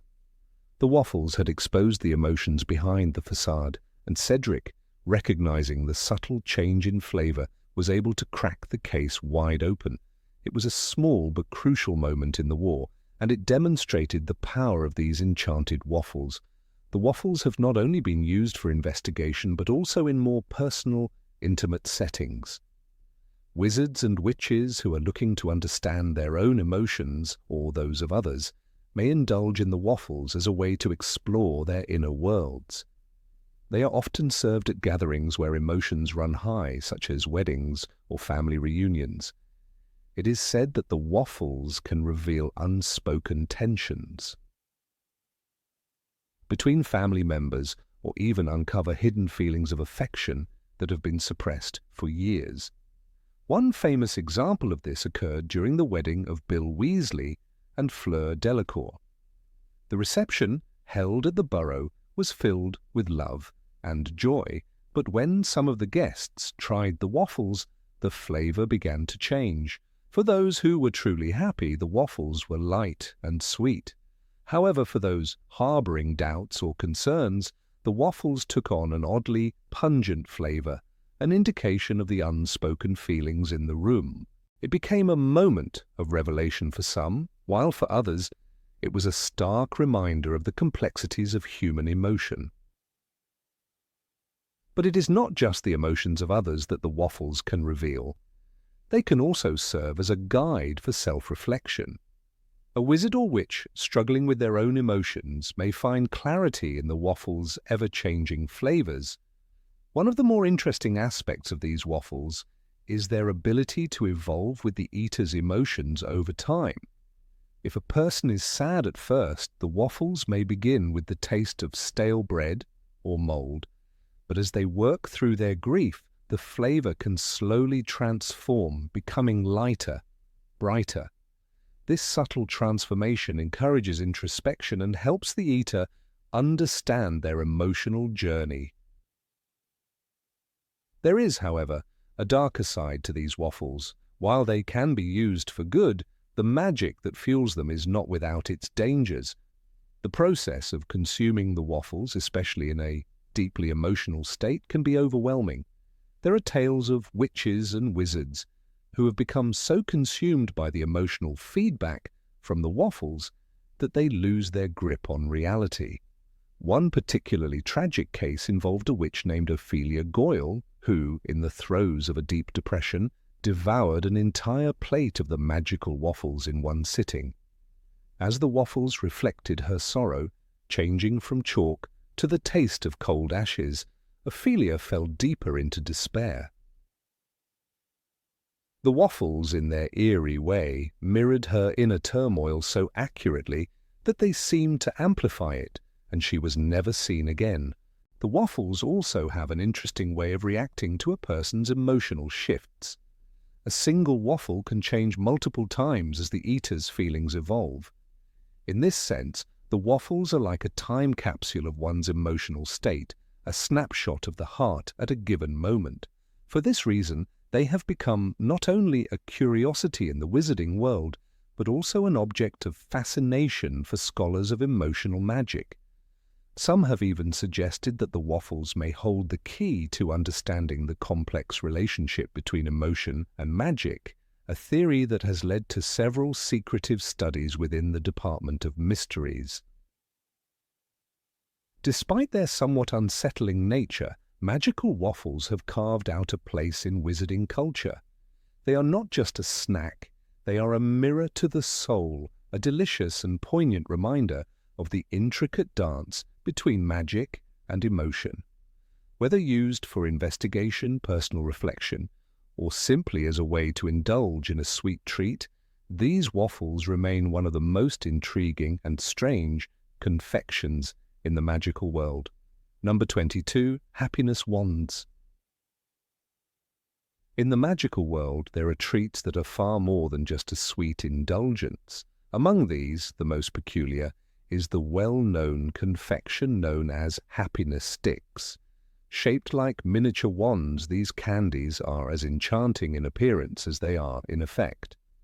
Created by a little-known but highly regarded candy maker, Ambrosius Wigglenook, happiness sticks have earned a place at many magical festivities.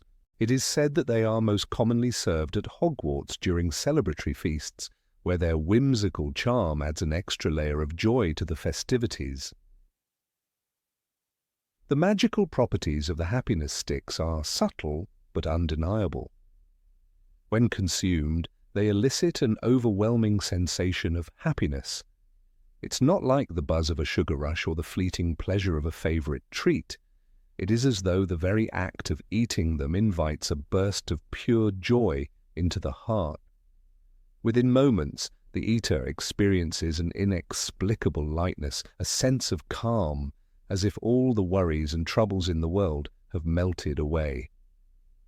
It's not a sensation tied to any real cause, but rather an effect that emanates from the confection's enchantment. The moment you take a bite, it's as if your soul has been lightened and the world seems brighter, more harmonious, even for just a short time. For those who have never tasted one, the experience is almost mystical. The sensation is said to begin with a slight tingling on the tongue, followed by a sudden clarity in thought. This lightness is often described as if the weight of the world has lifted from one's shoulders. But while the feeling is profound, it is not permanent. It doesn't solve your problems or ease the deep burdens of life. It is simply a temporary reprieve. It's as if the candy wraps you in a brief bubble of serenity before the real world inevitably intrudes once again. Yet, for all its fleeting nature, the happiness stick has remained a staple at nearly every magical event. On the surface, this sugary treat seems almost like a child's distraction, an innocent indulgence for those who need a momentary escape.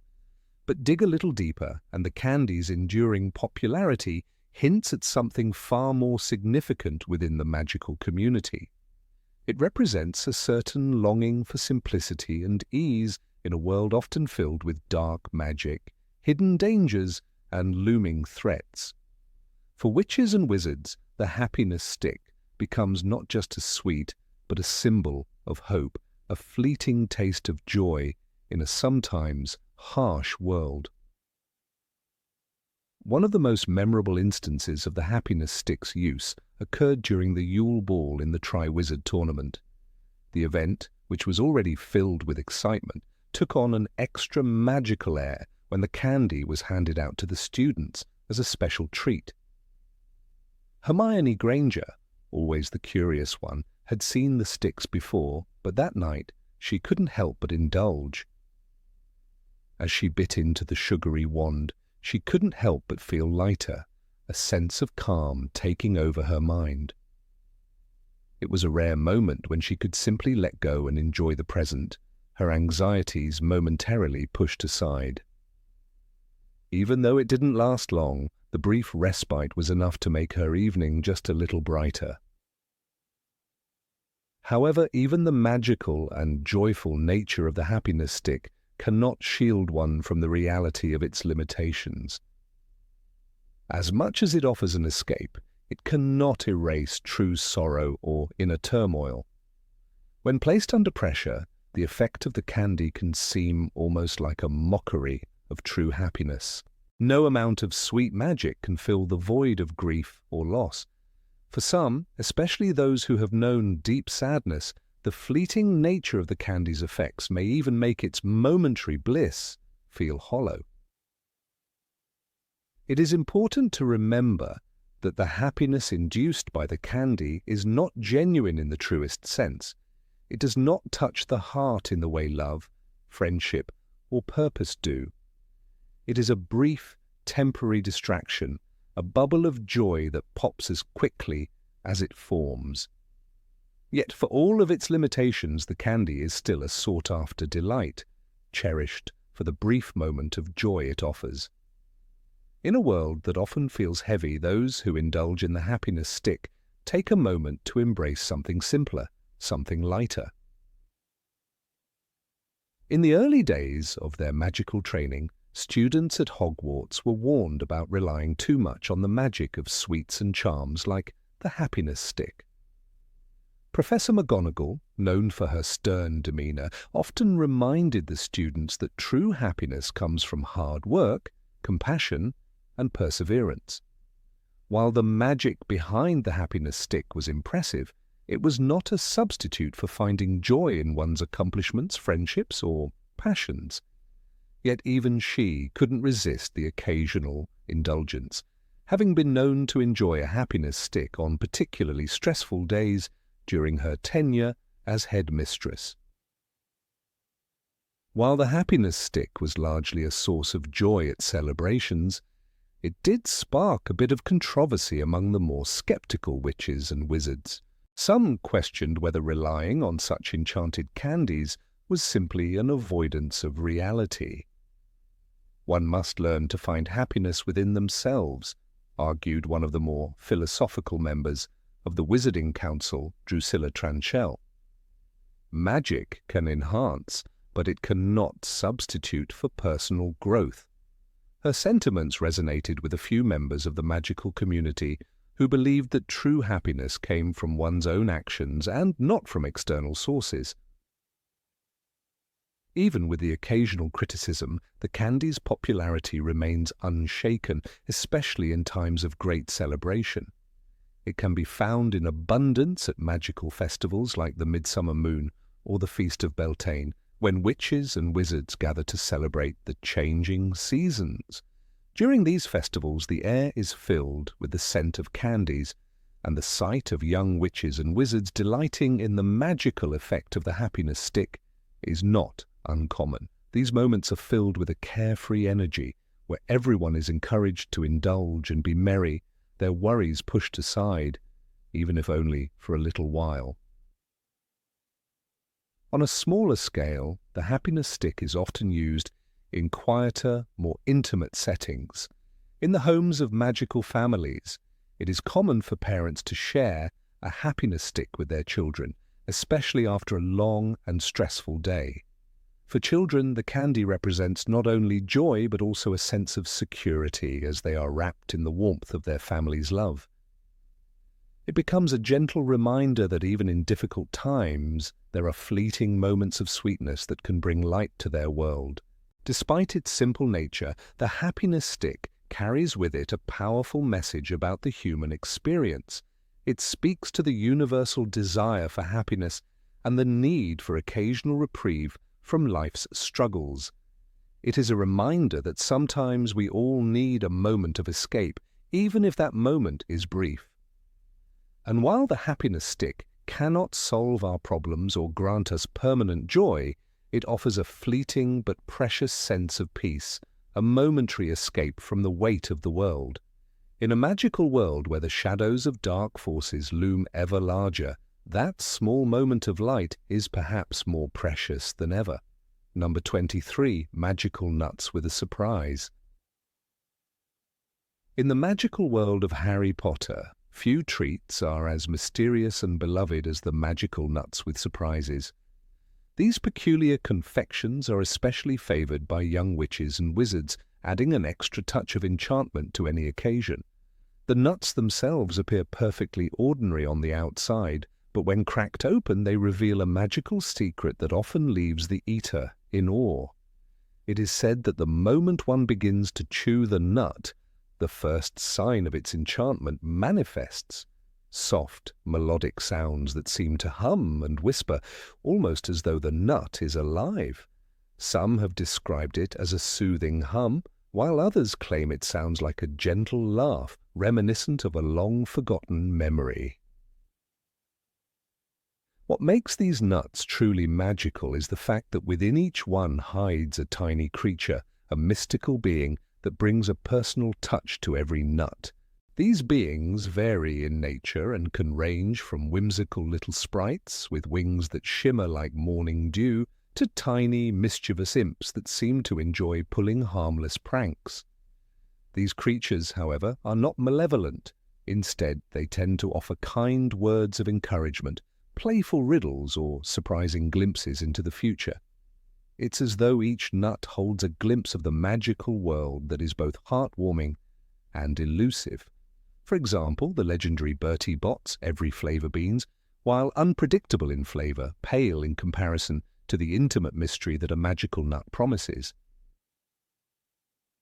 The nuts themselves are carefully crafted by skilled wizards and witches who have perfected the art of infusing enchantments into their confections. These nuts are typically harvested from ancient enchanted trees, known to possess their own form of magic. The nuts are then magically hollowed out, leaving just enough space for a small creature to live within. The creatures, which vary in size, are bound by an enchantment that allows them to remain dormant inside the shell until the moment the nut is cracked open. Upon activation, the magic is released, and the creature is free to speak or perform its small enchantment. It is said that the nuts must be handled with care, as their magic is a delicate balance. A misstep in the process can cause the creature to become frightened or disoriented, which could lead to unpredictable results. During celebrations at the Burrow, where the Weasley family often hosts large gatherings, magical nuts are a popular choice for entertainment. It is not unusual to see children and adults alike eagerly gathering around a bowl of these nuts, each taking turns selecting one. The excitement grows as the nuts are cracked open, one by one. The reactions of those who open the nuts range from joyous laughter to gasps of wonder. One nut may contain a sweet, soft melody that reminds the eater of a long-lost friendship, while another might contain a riddle or a small prophecy about the future. On one occasion, a nut opened to reveal a tiny, mischievous creature who whispered a cryptic message about an impending event, one that would later unfold in the lives of the Weasleys. The idea of using magical nuts as a form of entertainment at gatherings speaks to the whimsical side of magic. They are not just sweets, they are part of the fabric of wizarding culture. It's common to see young witches and wizards exchanging nuts, each hoping to be the recipient of something truly special. The nuts, however, are not for the faint of heart. It is said that before one consumes a magical nut, they must be certain they are prepared for whatever it might reveal. The magic within can be overwhelming, and not everyone is ready for the surprise hidden inside. Some, after all, might receive a fortune that foretells great success or deep sorrow, while others might be gifted with a riddle that could only be solved by the most perceptive of minds. One notable instance involving these nuts occurred during a New Year's Eve celebration at Hogwarts. The event, held in the Great Hall, was filled with laughter and the clinking of glasses. Students from all houses eagerly opened their magical nuts, some seeking fun, others hoping for a glimpse into their futures. When Harry Potter, accompanied by his friends Ron and Hermione, cracked open his own nut, the tiny creature that emerged did not offer any riddles or secrets. Instead, it began to sing a soft, melancholic tune, a tune that was both soothing and haunting. It spoke of old memories of loved ones long gone and of a time when things were simpler. For a brief moment, Harry was reminded of his parents, Lily and James Potter, and the life they might have shared. It was an emotional moment for him, a bittersweet reminder of the past, and one that would stay with him for the rest of his life. For Ron Weasley, the surprise was a bit more playful. His nut revealed a small, cheeky imp that immediately began to tell jokes at the expense of Ron's red hair. The imp's antics had the entire table in fits of laughter, and even Ron could not help but chuckle at the creature's impish humor. The magic of the nut, it seemed, had a way of bringing people together, lightening the mood and filling the air with a sense of wonder. Hermione Granger, ever the rational one, was initially skeptical of the magical nuts. She was hesitant, thinking the magic behind them was nothing more than a harmless diversion. But when she cracked open her nut, she was met with an unexpected surprise. Instead of the usual playful creature or cryptic prophecy, Hermione's nut revealed a delicate, glowing butterfly that fluttered out, hovering just above her head. The butterfly spoke in a soft, musical voice, offering her a piece of advice that was as practical as it was profound. Trust in the unknown and let go of your need to control every detail. The message was a reminder for Hermione to embrace the uncertainty that life often presented, a lesson she would continue to carry with her throughout her adventures. The appeal of magical nuts goes beyond their magical properties. It is also about the experience of sharing them with others. The joy of unwrapping the shell, of seeing what secret lies hidden inside, is a communal act that brings people together. They are often exchanged between friends or family members as a gesture of goodwill, with the expectation that each nut holds something unique. These nuts are rarely given without a sense of anticipation, and even more rarely do they disappoint. The magic inside is unpredictable, but that's what makes the experience so thrilling.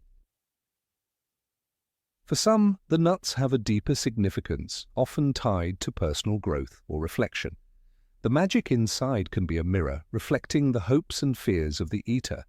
A child might open one to find a creature that speaks of dreams yet to be realized, while an adult might discover a reminder of the past they've worked so hard to forget. In this way, the magical nuts serve as a reflection of the individual who opens them, a reminder that magic, much like life itself, is full of surprises. However, there is a darker side to these nuts as well. It is rumored that there are some nuts that carry curses, ones that can turn the eater's happiest memory into a nightmare or reveal a future that is better left unseen. These rare, cursed nuts are carefully guarded by skilled wizards and witches and are rarely encountered. When they do appear, it is said that they are accompanied by a warning, only open if you dare to face the truth. Despite the potential risks, the allure of the magical nuts continues to captivate the wizarding world. They are not just a treat, they are a symbol of the unpredictable, mysterious nature of magic itself. With each nut cracked open, there is the promise of something unexpected, something that could change the course of the day, or even the course of one's life. In the end, that is what makes them so enchanting. The magic is not in the nut itself, but in the possibility of what might be hidden inside. Number 24. Potion sticks. In the wizarding world, the allure of magical candies is a phenomenon that few can resist.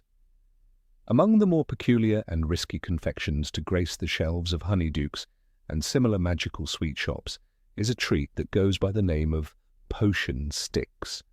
From the outside, they seem like any other candy.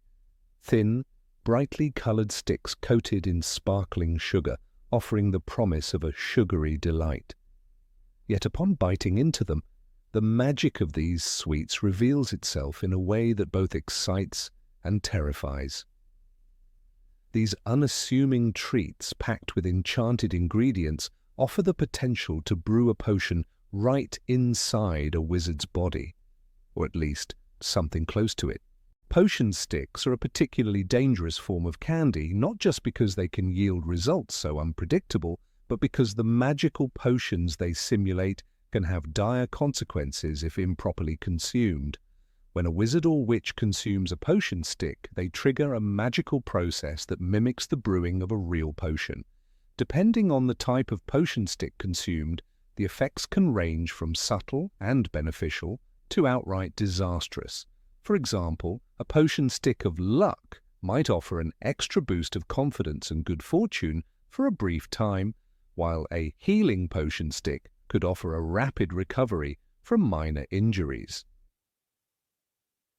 These potions are, of course, not the perfected, finely brewed concoctions that one might create in a cauldron, and their effectiveness varies accordingly. The issue with potion sticks lies not just in their potency, but in their unpredictability.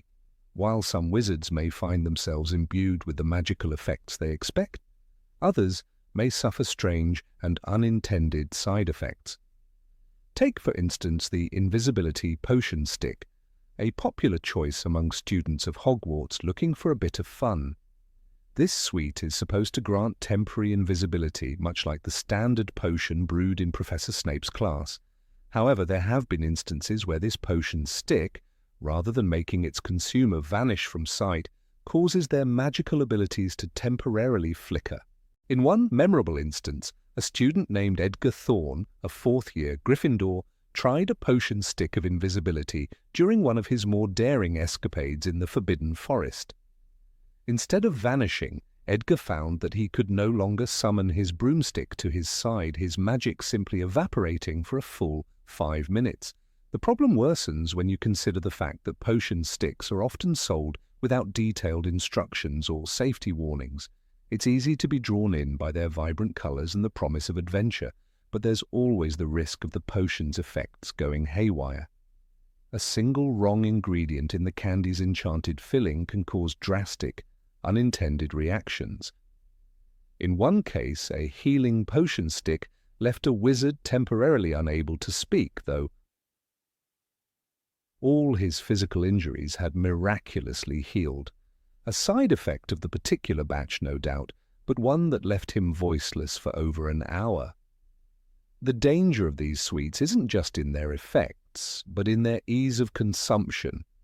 The instant results they offer make them a tempting shortcut to more complex magical work, but they also deprive the user of control. A wizard may intend to drink a potion of invisibility and end up with an effect so offbeat that they regret the moment they took the first bite.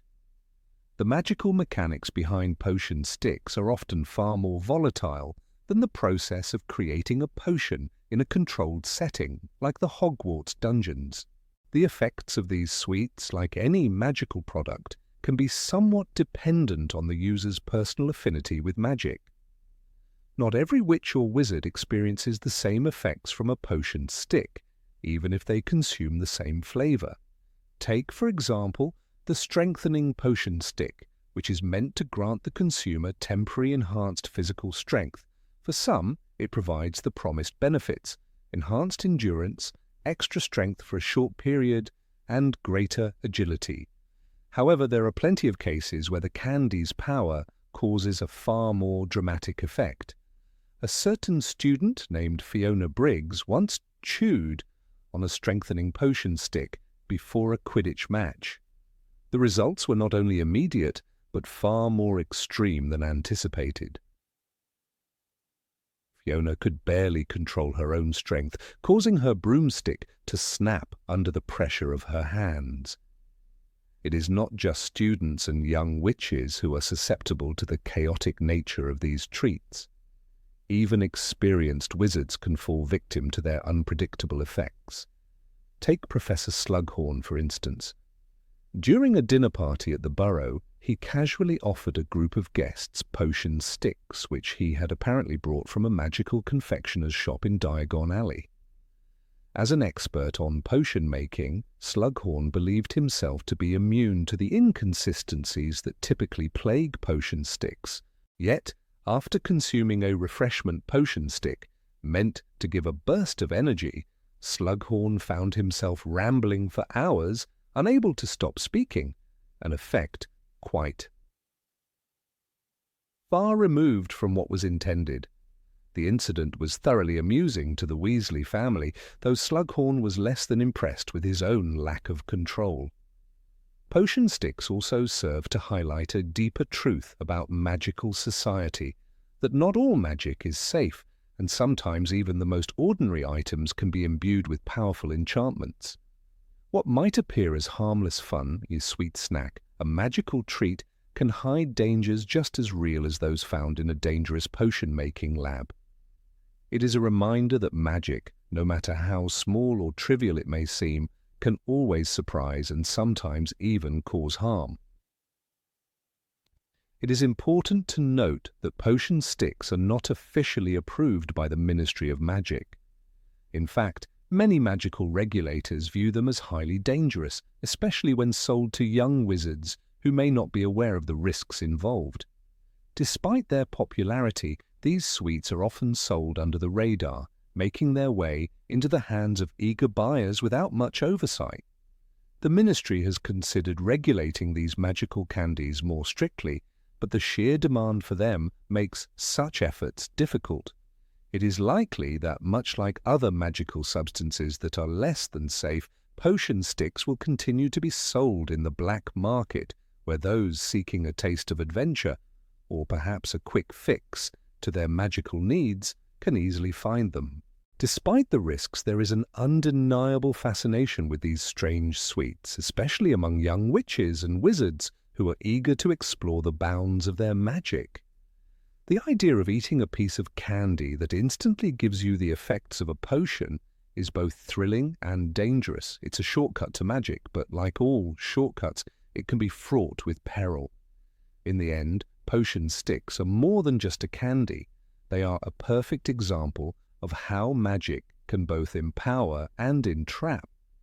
They embody the very spirit of wizarding life, a constant balancing act between excitement and risk.